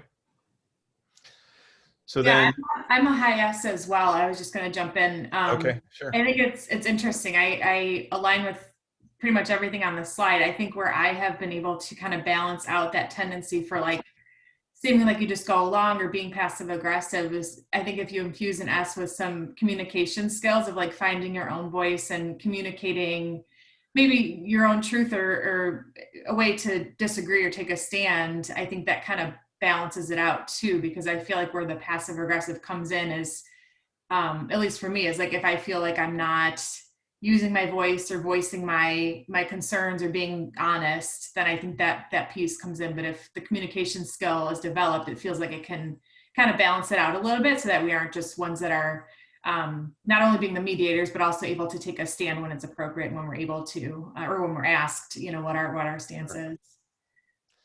Yeah, and you're spot on, Margaret, as far as really having the vocabulary to be able to express yourself without feeling like you're being rude or offensive, if you will. Yeah, there's nothing, you almost feel sorry for at a networking event, a high I talking to a high S, and the S is just helpless, doesn't know how to disengage without feeling like they're being offensive or rude. And so it's just having that language in your vocabulary to be able to do that. Absolutely. So dealing with high S's, don't come on too strong. You know, there's because high S's, as well as high C's, but for different reasons, introverts are they're introspective thinkers, in the sense of you don't pop quiz an introvert. Rule of thumb. If you want an introvert to make a decision, or you want a high S to make a decision on Friday, give them the data on Tuesday. And I had this actual situation where I had a CEO who was a high S, ironically a high I, high S, and a chief marketing officer who was a high D. And the marketing officer was always frustrated because in their Friday senior staff meetings, he'd ask the CEO for a decision, and the CEO would put him off and say, oh, you know, let's talk next week. And it was very frustrating because the D, I mean, they want that decision right now, but the S, they want to think about it. And so I said, look, you know, you're creating your own frustration because you know he's wired a certain way. And so you know that he's not going to give you a quick off the cuff answer. So give them the information ahead of time, but D's don't think that way typically. You know, they're always in the moment. And so it's just a matter of knowing that, hey, if you're going to earn that trust in small steps, then you're going to have to adapt to that in order to get the decision that you're looking for. Because that's what S's are looking for. S's are looking for security. They're looking for the minimal amount of risk. They're looking for, you know, making a decision that honors the most amount of people, or takes care of the most amount of people. And that's where I think the conflict with S's specifically, and C's to a certain extent, is that time is not their friend. In today's 21st century business, time is not their friend. You need a decision, you need it right now. Well, wait a minute, I want to kind of think about that. So it's just a different planning cycle that you go through to address the need for security, but also keep pace with what the business needs in order to stay in business. I want to share with me being a high S. Yes. I find myself sitting back observing more, like observe like the conversation, the person itself before speaking, because I am big on, I don't want to come off or say anything that offend a person. So yeah, I do sit back and observe more. And that's very, very typical. So thank you for bringing it up, Shanae. And then of course, you know, I as a high D, for instance, I've learned just over time, I said, I don't ask the D's in the room first. So when I went through everybody at the beginning of this to ask what's the one thing you learned, I went the D's first, the I's next, the S's next, and the C's last. Because I know that the S's and C's are going to need a little bit more time to think about how they want to answer the question. I knew the D's and the I's, they got an answer right now. So I did that on purpose because I know that that is, you want to sit back and hear what everybody else says, and you feel more comfortable with your own answer. That's so true. And so the question now becomes, is that a good thing or is that a bad thing? Is that helping me or is that holding me back? And that Shanae's question is a perfect example. Hey, All right, so let, sorry, go ahead. one other question. So I'm starting to see my marriage as well. Okay. Because my husband, I'm pretty sure, is an S, and he doesn't like conflict, and I'm more of a D than an S. So when in marriage or workplace, either way, it's really all the same these days. How does a D approach an S when there is a potential conflict that needs to be addressed?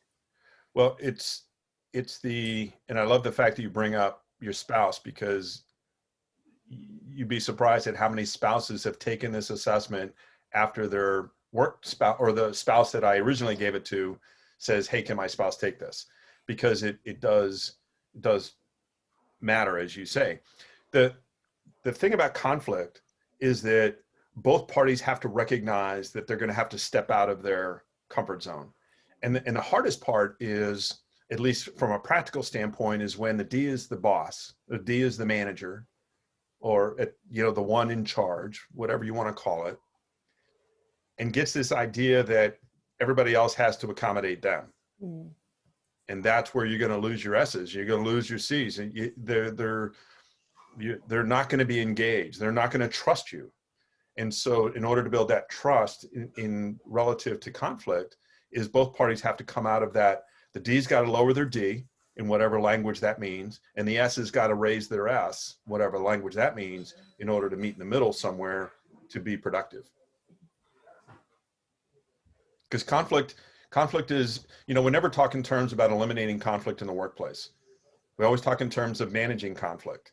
And so it's why we created an entire session in this Leadership Institute around that very topic, because S's hate conflict, just almost by definition. They would rather die than go toe to toe in a conflict. Yeah. So, and by the way, statistically, 75% of society avoids conflict. So, 2/3 of that number come by it naturally. so it's just not something we're comfortable with. So great question. All right. The analyzer style, the introverted, task-oriented, they love their data. They love organizing it. They're very thoughtful and analytical. If you want to know, well, so what's the ROI on this decision, you go find your C, because they will probably have the answer without even being asked, because that's just the way they think. However, depending on how much of a C they really are, it can be a challenge, because it can lead to this idea of analysis paralysis. So we need to make a decision. I just need some more data. Well, criminy, how much data is enough data to make a decision? That's my D speaking. And so it can be perceived as pessimism, but it is, in fact, it's just their natural appetite for enough data to make the right decision. Here again, we get into this conflict between what are they looking for to make a good decision and the time they have to make a decision. This push and pull between how much data is enough.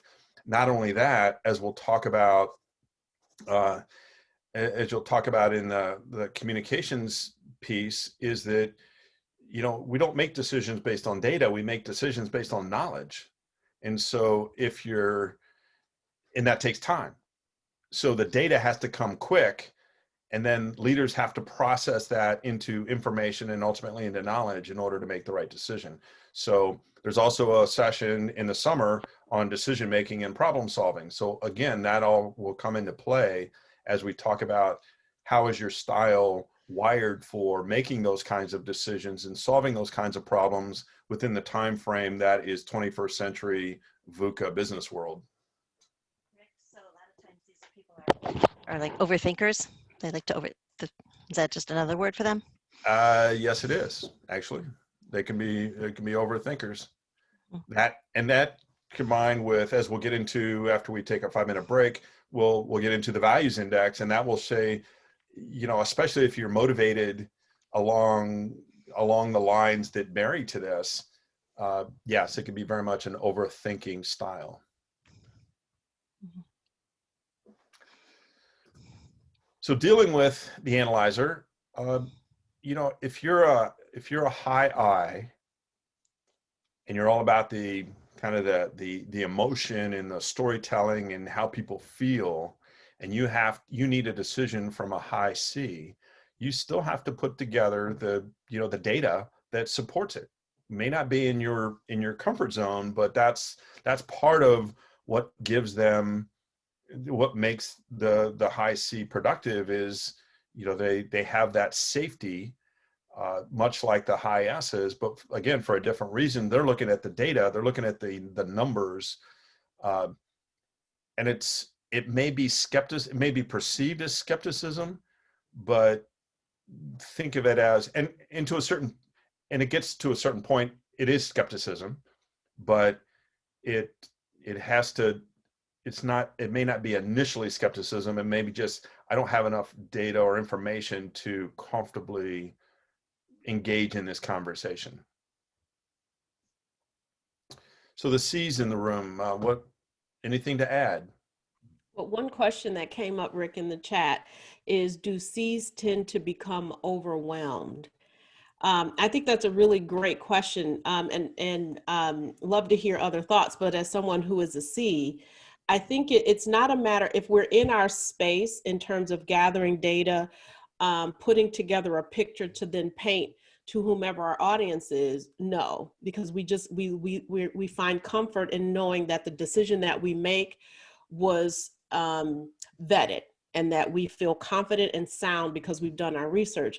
Where we become overwhelmed is when others try to push us outside of that comfort zone. That's when it starts to get a bit overwhelming, because now I have to make a decision. Someone's pushing me on the decision, but I haven't fully vetted my process yet, or I haven't fully gone through my analytical research process. So that's when we become a bit overwhelmed as a C.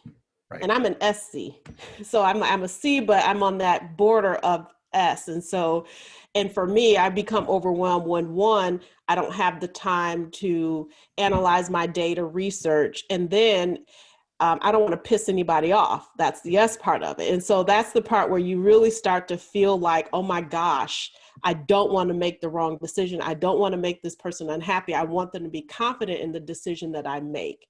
So those are some of the examples in which we can be like, dude, slow down, give me time. I need some time. And then of course, the reality is we don't always have the time we want. Mm-hmm. And so that's where we, and for all of us, and we have to situationally recalibrate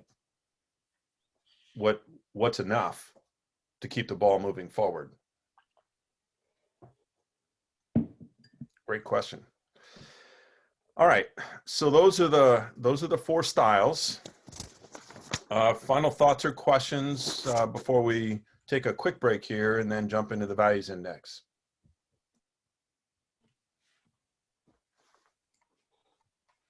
Okay, awesome. So I'm showing 13 after, so 18 after. We're good, and then we'll wrap it up for today.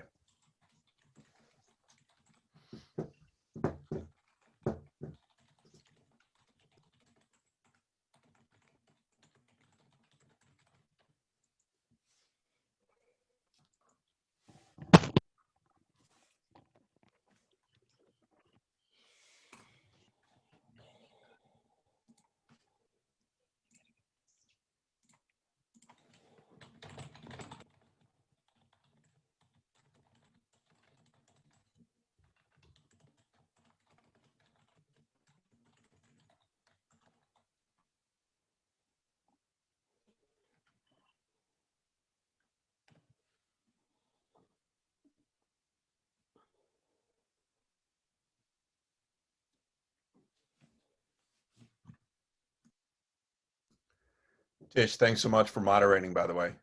Appreciate that. Not a problem. I got your back. I think it works best, and I'll do my best to do the same. You know, when I have your classes scheduled on my calendar as well. Okay. I do think it's helped because you can't see the chat, right? Well, not in manipulate real your- time. I just went in and I saved it, Okay. but just for future reference. But no, I can't.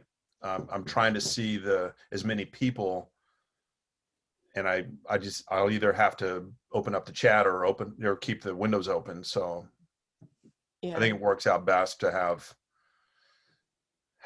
somebody else, prompt for watch the chat line. I've seen that work best with webinars I've been on. Yeah, I can always help do that too, guys. If if one of you are not available for the other session, no problem. Okay. Okay. But you're a participant too, so I don't want you to miss out on. That's true. That's Yeah. true. I mean, Yeah. your role is not, program director. Your role is participant. Okay, all right. Well, if somebody's not available, I can absolutely jump I in. appreciate that. Don't read that wrong. I do appreciate it. Sure. But I think it's more important that you participate and not have to be distracted. Yeah.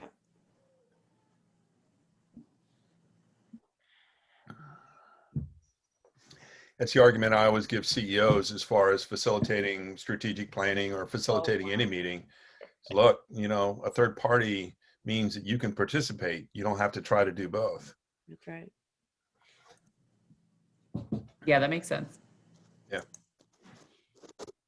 Of course, that means that I will call on him or her as much as I call on everybody else. So, that may put them in a little bit of an uncomfortable situation, but so be it. Ah.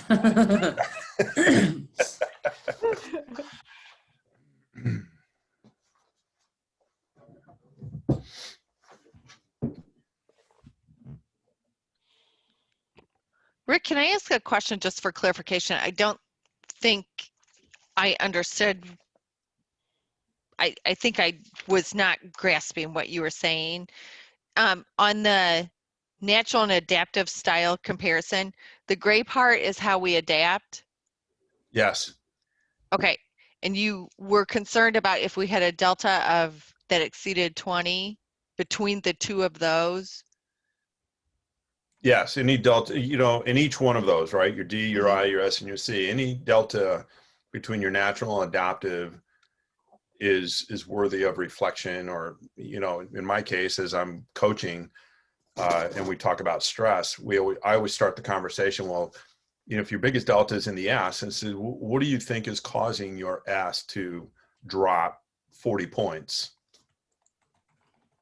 Okay. Because I have more than 20 points on my highest. I have my two highest. Yeah, you may have multiple. And so the idea is what's behind that? What's causing you to become less stabilizing, or maybe, I think Alexis said earlier in her I actually goes up. What's causing that jump? One of the most common that I see is in the S, but the second most common is a drop in the D. Why do you become less decisive when people are looking? Okay. Right. And for the S's, it's all about risk aversion. Right. And so if people are looking now I'm, under that microscope, people are watching, that my next decision is going to be judged. It's going to be evaluated. And so I'm going to be maybe a little less decisive because I want to take time to make sure I get it right. Okay. Question, Rick, on the same lines. I have I'm a high D and I have a gap there, and I have a gap in my S, significantly statistical gap. And so I'm interpreting that as this is what I am, this is how I'm interpreting it. This is how I am naturally, but this is what I become because I know that I'm around people that are differently. I think in the nonprofit sector, D's are a little bit of an outlier. Is that really wrong? I would not agree that they are outliers. Nonprofit world is a business just like any other. They just have a special tax status. But when you think about the moving parts of business, you still have an operation, you still have people to lead, you still have budgets, et cetera, et cetera. So I wouldn't necessarily buy into that, but it's really that unique situation that you find yourself in. Why are those deltas? What are those circumstances that when you're up on stage, if you will, why do those things move from your natural point of view? And it may be unique to your position, but I wouldn't go so far as to say it's unique or it's endemic of nonprofits. Yeah, I don't think it's endemic of nonprofits, but it seems to be, I don't know, I've seen some significance when you get to the level, different positions. You're right, different positions. Yeah, and it's unique to your set of circumstances. Mm-hmm. And the other way to look at it is when you look at you look at the table on page 8 through your natural lens, and then you look at the adjectives that apply to your natural or your adaptive profile. Again, you start to see a difference in how people see you, right? Because that's really what we're talking about relative to behavior. It's how people see you. Thank you. That's helpful. Okay, we're ready to jump back in.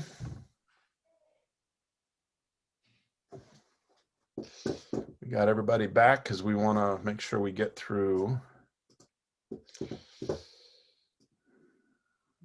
Okay. See everybody's smiling faces here.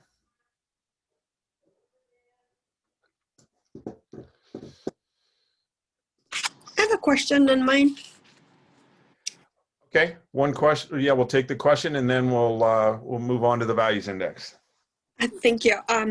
Just kind of trying to understand in mine. So I'm a high C in my natural style, and the adaptive style, it's exact same.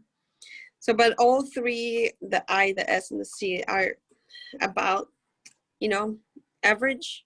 Yeah. Or same, I should say about the same scores. But in the S, it's kind of like lower the adaptive style. I'm just trying to understand that. Okay. Well, again, the table on page 8 helps you put some words to that profile. If there's not a lot of difference between your natural and adaptive, you're one of those unique individuals that kind of what you see is what you get. So whether people are watching or not, you get what you get with somebody who has very little variance in all four. Typically, there's going to be more than 20 variants in at least one. But if not, go back to the table, put some words to it, and say, okay, and then of course the homework will also help you work your way through it as well. Okay. Just so you know. All right. Sounds good. All right. All right. So let's jump into the values index, which is looking at how we're motivated, and so this helps us look at and understand our unique value or belief system to what motivates us.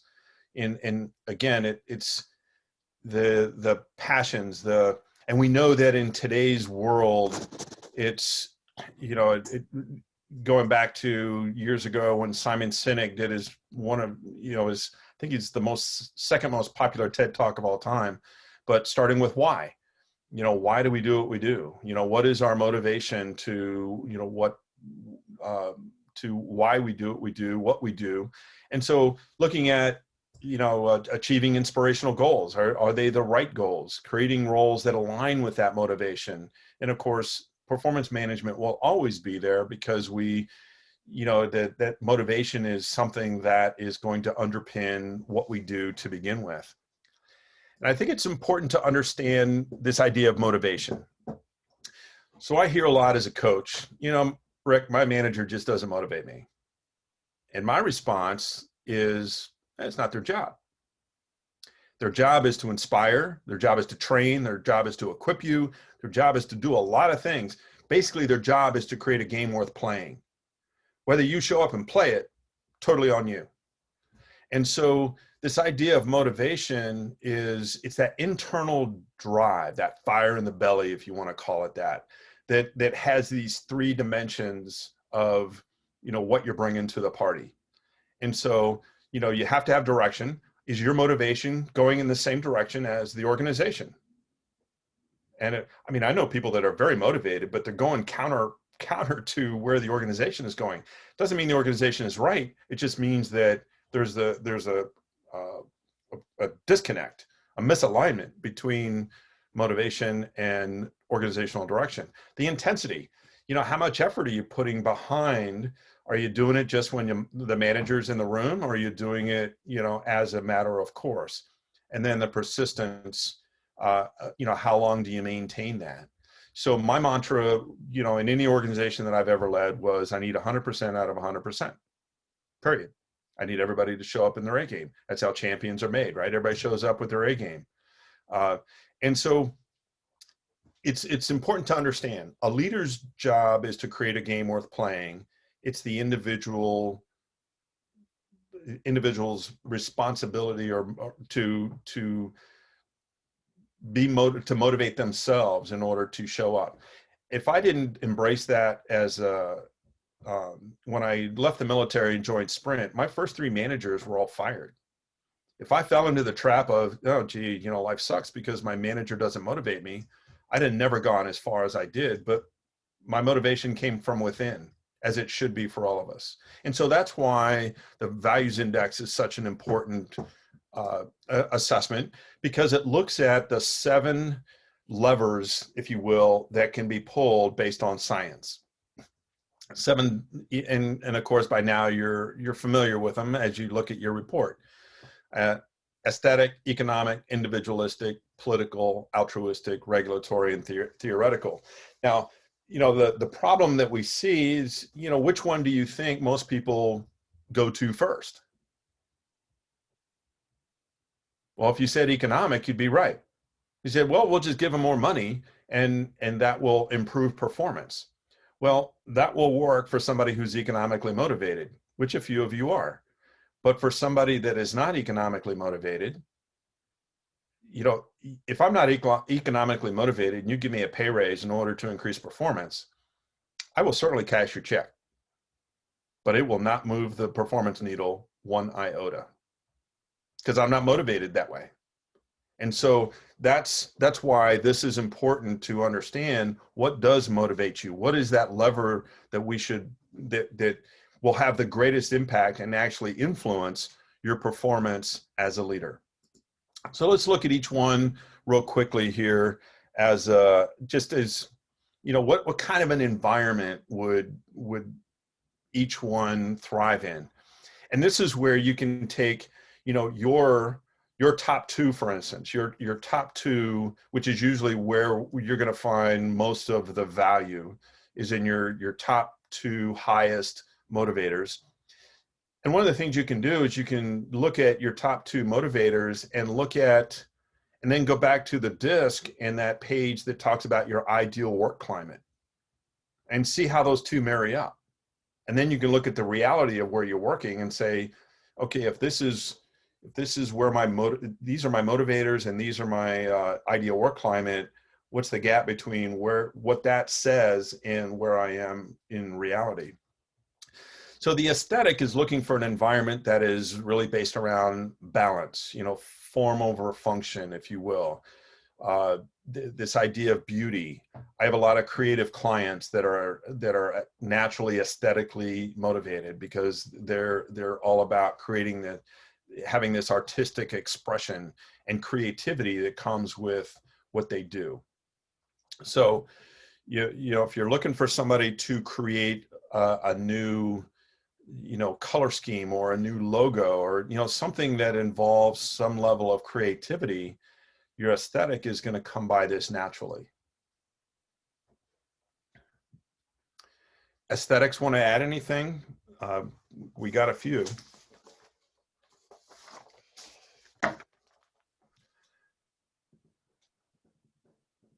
Oops. All right. So the economically motivated individual finds most value in an environment of course, money, bottom line. You know, they're very bottom line oriented, results oriented. It just has to, get right down to, 2 and 2 is 4, right? I mean, it's big. What's the bottom line? What's the punchline? And so they're motivated. A lot of salespeople, for instance, are economically motivated. A lot of nonprofit leaders are not economically motivated. My population, when I make those statements, my population are the ones that I coach and that I've given this to. So if the flip side of this, was a slide that we'll get to here shortly, is sometimes these low ones can be demotivators. So the economic is looking for, show me the money, show me the bottom line, that sort of thing. Economic motivated folks, anything to add?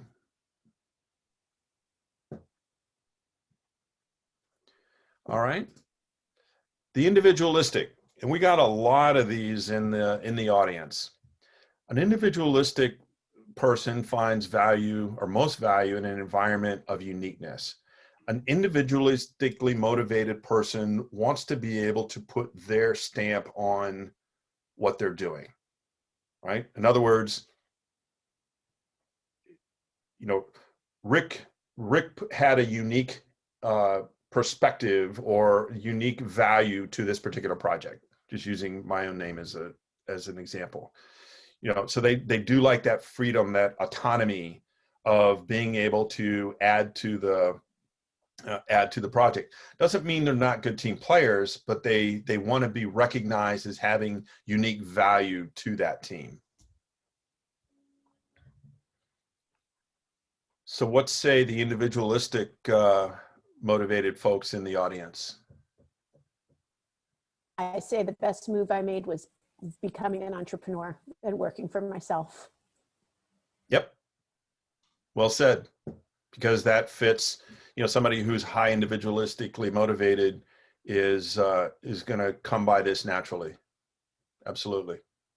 Yes, that is so me, Alexis, what you just said. But I'm in the making. Yeah.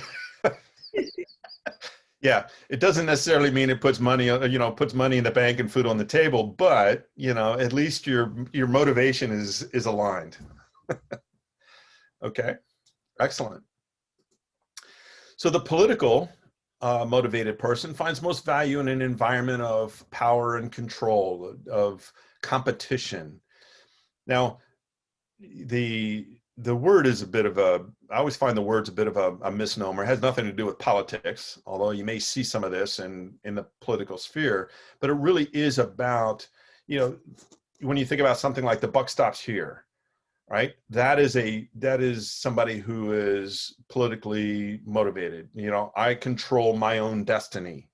And so a lot of times when we hear the words power and control, and I have this conversation with my graduate students when we talk about leadership.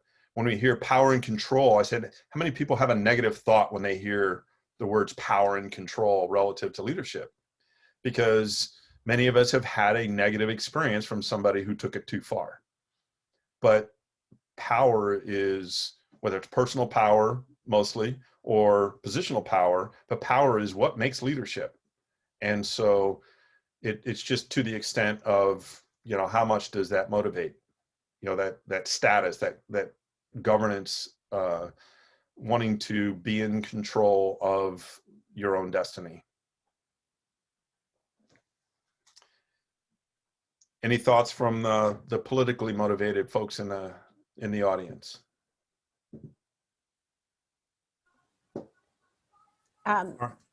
Go ahead. I was surprised that I ranked so high in this, I guess. It was kind of surprising. Okay. But I am happy I work at the chamber. Well, you have a, if you're able to basically control your own destiny, I mean, that just means that is a, to quote Star Wars, the force is strong in that one, right? In that dimension. So. Rick, I also, the way I see it, and I was high in this area, is the word that resonates with me is accountability. Yes. And how much like I want others to be accountable and I want to be accountable. And so, so the buck stops here, or like, hey, I'll take the credit, but I'll also say I screwed up. So that word accountability kind of fits into this for me as I make sense of it. Absolutely. No, it makes perfect sense. And it's also a word that, that gets confused a lot of times with responsibility. And so it's good to understand the difference so that it resonates, especially for those that are politically motivated or control motivated. Rick, would you say that the political then could, because I totally agree with Cheryl, accountability is what was standing out with me. However, I also, if somebody else brings an idea to the table, I give credit where credit's due. So is that not typical of political, or is that how to bring out the best of a political, or is it just a completely different value? Well, once again, it's going to be one of 7 dimensions. But if that's your highest, then you have to watch yourself as far as squelching new ideas for fear of losing control of the situation. Yeah. Okay. And Rick, I just wanted to add one thing to like what Abby's point was, like, is it an outlier to be a D in a nonprofit?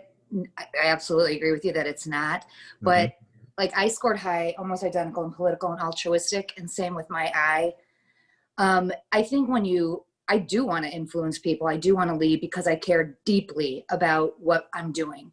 So I think when you have that mindset, it's not about controlling your team, it's controlling the outcome of what you care about. If you have that altruistic way, and that can very much manifest as a D, like Abby said, as a political person. But if you're led by that altruistic or that drive to that your values are creating within you, then I think it aligns with what we're doing at the Y, and it aligns with your DISC. And here's an interesting example, a real example that I ran into with a VP of programs for another nonprofit. And her dilemma was taking care of 3 meant not taking care of 10. And that's where the altruism got ahead of her, right? Because at the end of the day, a nonprofit is still a business, and you in the business of taking care of as many as you possibly can. And so the altruism got so in front of her that she couldn't see the bigger picture. Now she's a VP, so she's paid to see the bigger picture, right? Tough decision, absolutely. But that's where you have to really situationally and contextually look at, how is this helping us achieve our goals, or how is this holding me back? And I think it goes to your point of like, when you're in that position where you're paid to see the bigger picture, is to knowing how to delegate and to accommodate with what you are seeing and what the skill set of those around you are. I argue that all the time, the best way to maintain control of a situation is 2 things: delegate and ask questions. I mean, 100%. But it seems counterintuitive to a good number of folks, because they have to feel like they're in control by always talking or by always having their hands on to whatever's happening. And the fact that you can maintain more control in a broader sense by asking great questions and delegating, because you're not doing all the work. So great points. All right, so the altruistic, since that it has just come up, finds value in an environment of, as a vast majority of the folks on this call work for nonprofits, supporting others, helping society, selflessness. I mean, I I think this would resonate with most people. And what I find interesting is that as I coach senior executives of nonprofits, they don't necessarily, this isn't necessarily their top motivator. It may be something else. It certainly is meaningful in what they do, but it goes back to, at the end of the day, a nonprofit is a business, and you have to think of it that way in order to continue to be, you know, it's almost I almost wish that for-profit businesses would be more mission driven like nonprofits, and nonprofits would be more have a greater sense of business acumen like for-profits. You know, that mix could be dangerous for everybody, dangerous in a positive way. Anything to add from our altruistic folks? All right, our regulatory motivated find most value in an environment of a structure, basically. Regulations, structure and order, focus, you know, having systems in place. You know, a high regulatory person likes to have things, you know, documented, you know, understood, clearly things, you know, more black and white and less gray, if you will. So it stands to reason they're, you know, especially in a environment where things are repeated, that may be an ideal environment for them.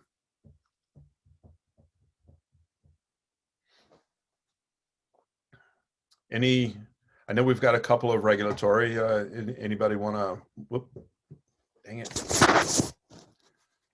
Sensitive mouse. All right, then let's go to theoretical.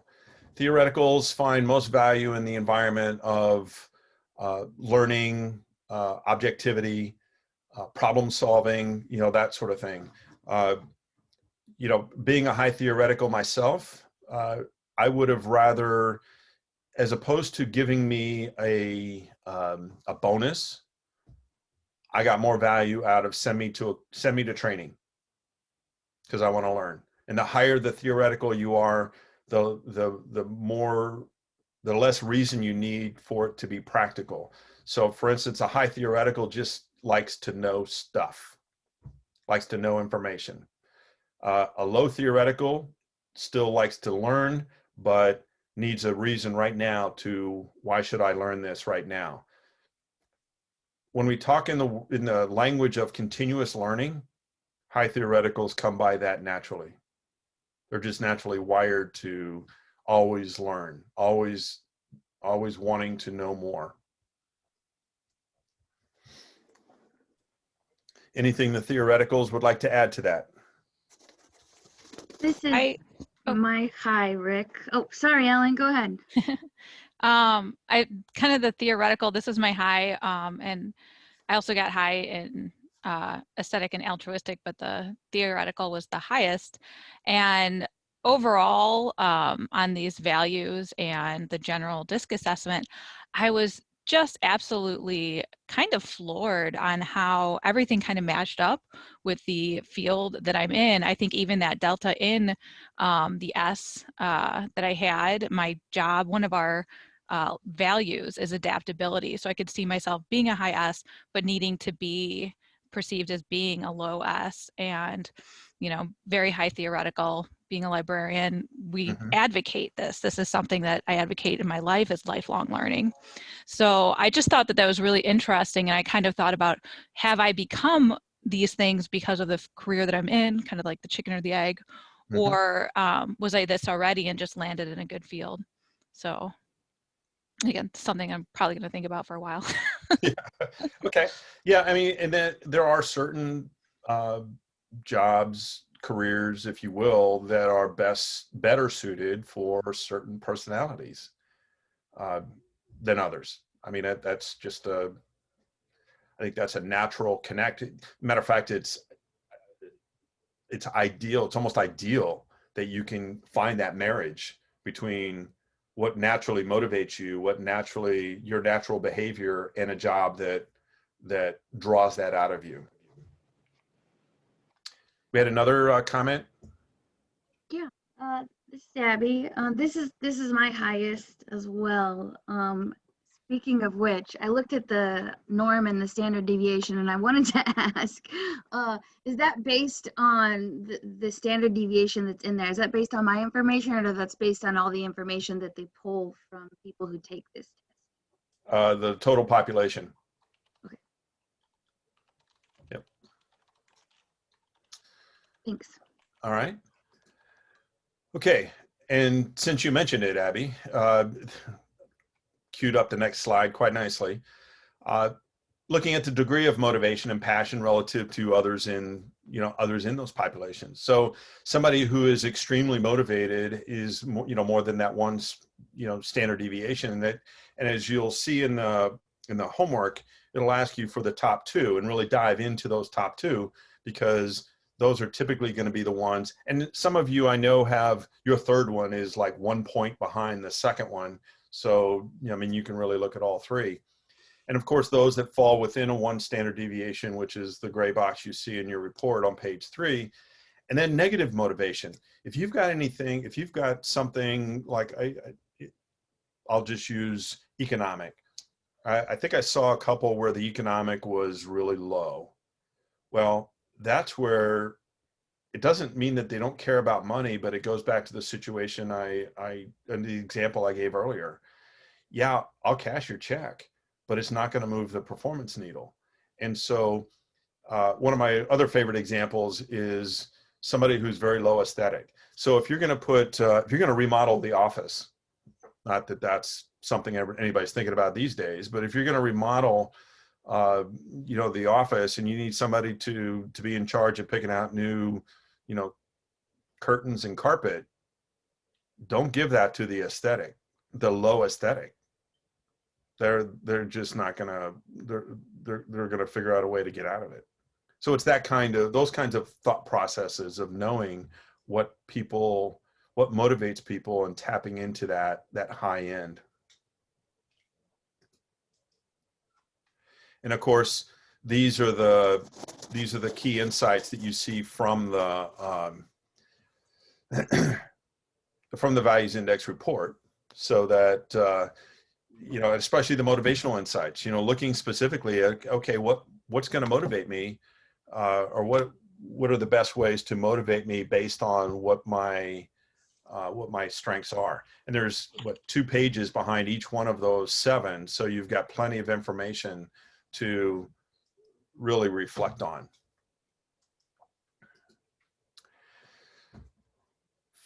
Questions on the Values Index? Just checking the chat here real quick. Any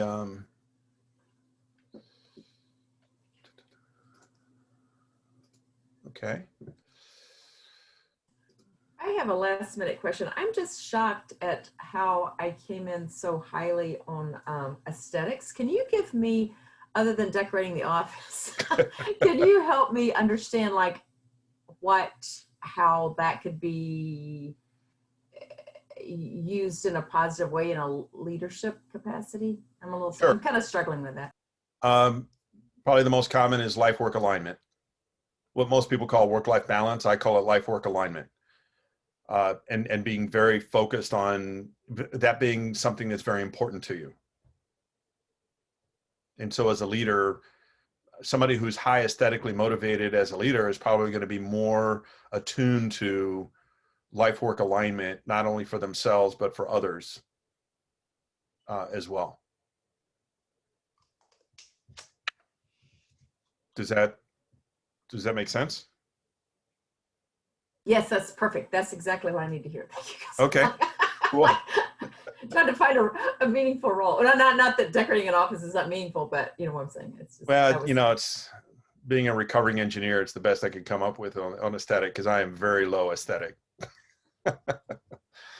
All right, so the last thing I want to talk about, we've talked about the assessment, but we've used this word self-reflection a couple of times. So Rick, I'm sorry, before you get into that final part, there was a question that popped up when is it appropriate to use the DISC assessment versus the Kolbe index? I'm familiar with the Kolbe index, but I don't use it unless somebody specifically requests it. The idea of assessments being a place to start the conversation, it doesn't, for what Kolbe tells you and for what DISC tells you, it's really around the conversation that follows. So if you're more comfortable with Kolbe, my only thing is that as long as the assessments are vetted and validated psychometrics, that means that they have science behind them. And that's really the only thing that I would suggest. I can debrief the Kolbe just as well as the DISC. I just prefer the DISC.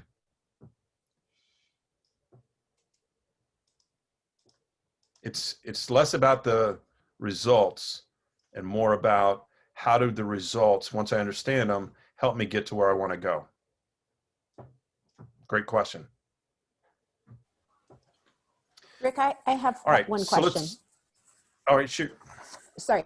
So now that we're educated, right? And we never know how many people have been educated on DISC. What happens if I come into a situation and I'm trying to be adaptive, but the audience is trying to adapt to me? So, could it be not a battle, but what comes out? How do we make the most of that situation so that they're not having to adapt and I'm not? How do you know when to adapt, I guess?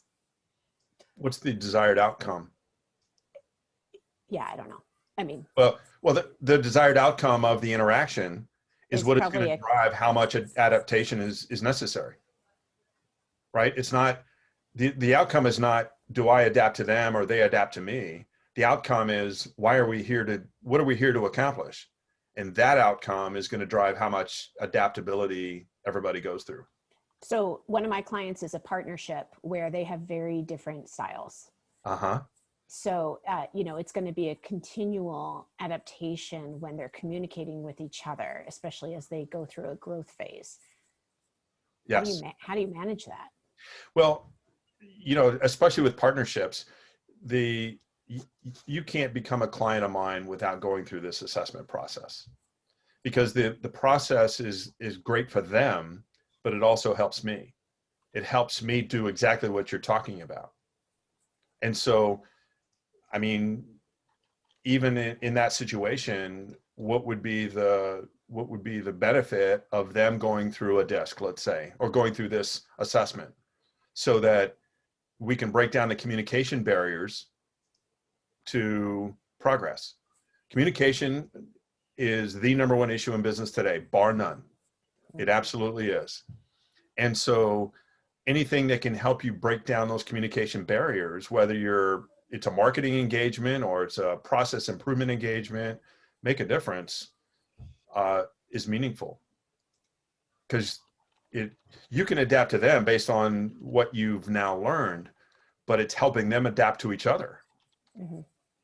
Because I work with several family-owned businesses.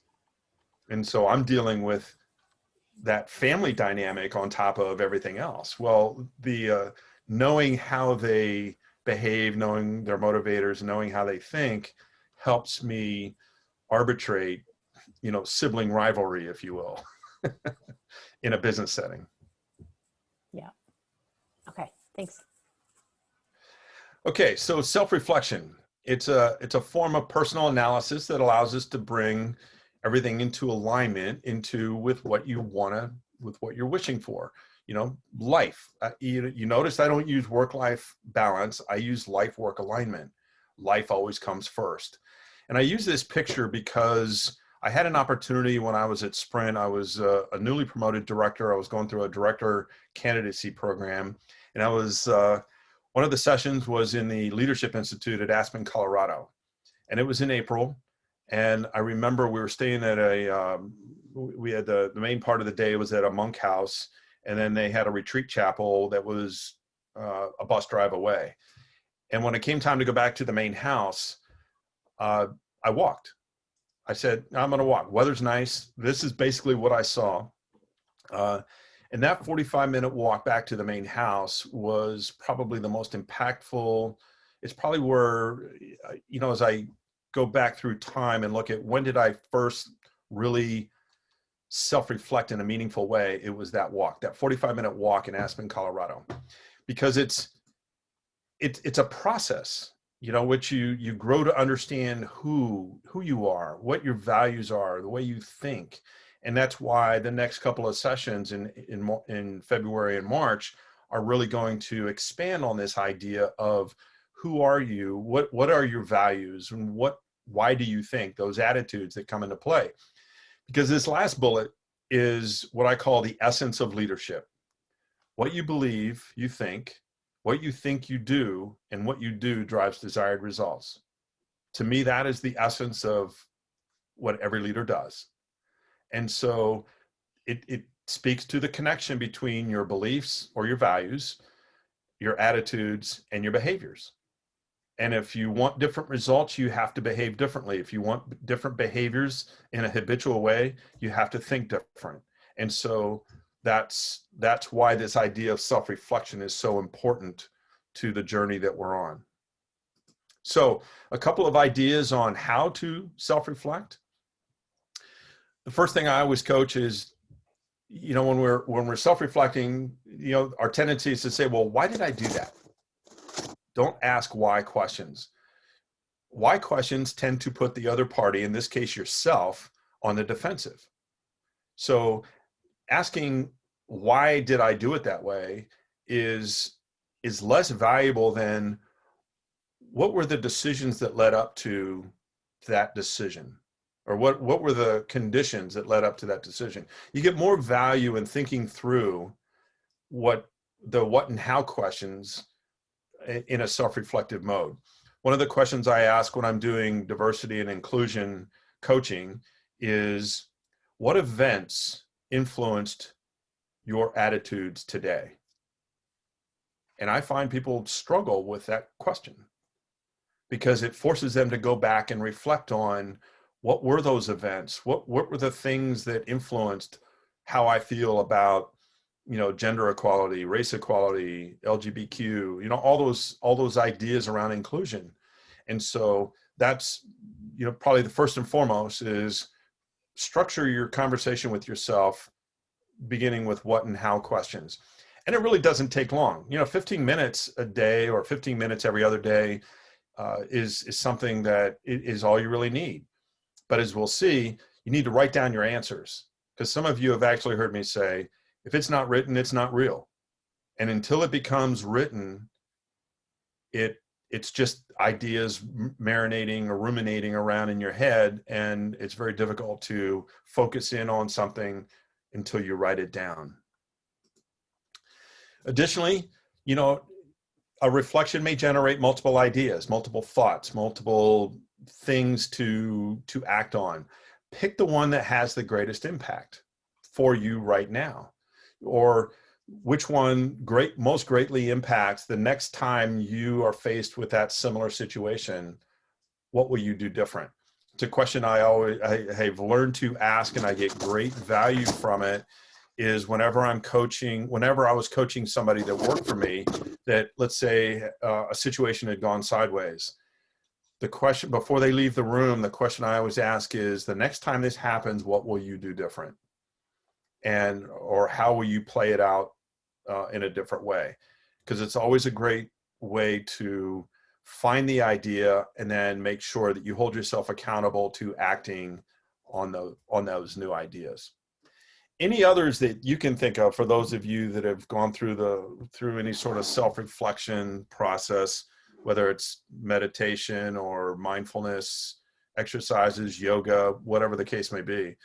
Any other ideas or thoughts?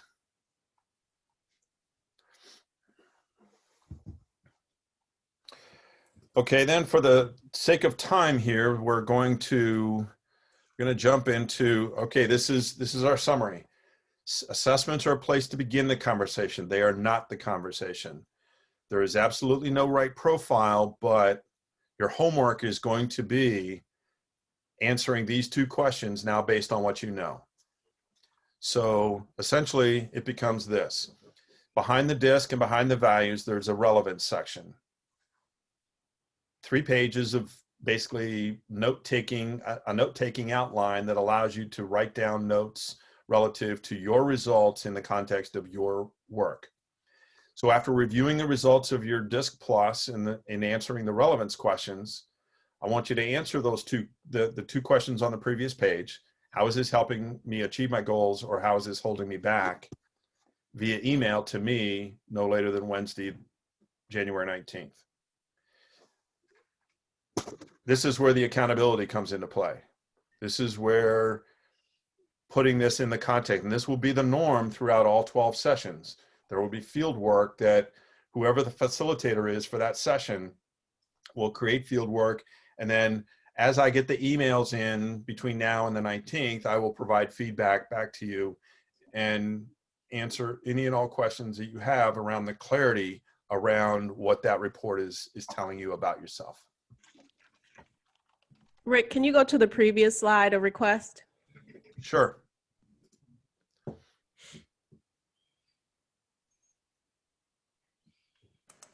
I can Now- send these questions out to everyone as well, with the link to the recording and the slides and Send the everything. entire slide deck to Yeah. everybody. Yeah.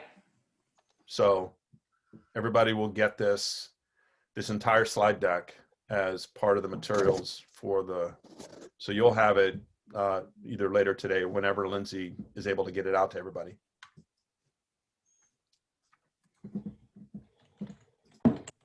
Okay. Our next session then is February 2nd, and we'll talk about values and ethics. And hope to see everybody there. Final thoughts, final questions. I just want to say thank you so much, Rick. This was really, really interesting, and puts a lot of what I read the other day into context, because it was looking at a lot of letters and words. So appreciate it. And thank you all for joining as well. I know most of you are with us for the full 12-month session, but for those of you that just registered for today, we hope to see you at the next session and sessions after that. So thank you so much, everybody. Excellent. Thank you, everybody. Great rest of the Thank week. you, Rick. Thank you. Thank you. Thank you. Thank you.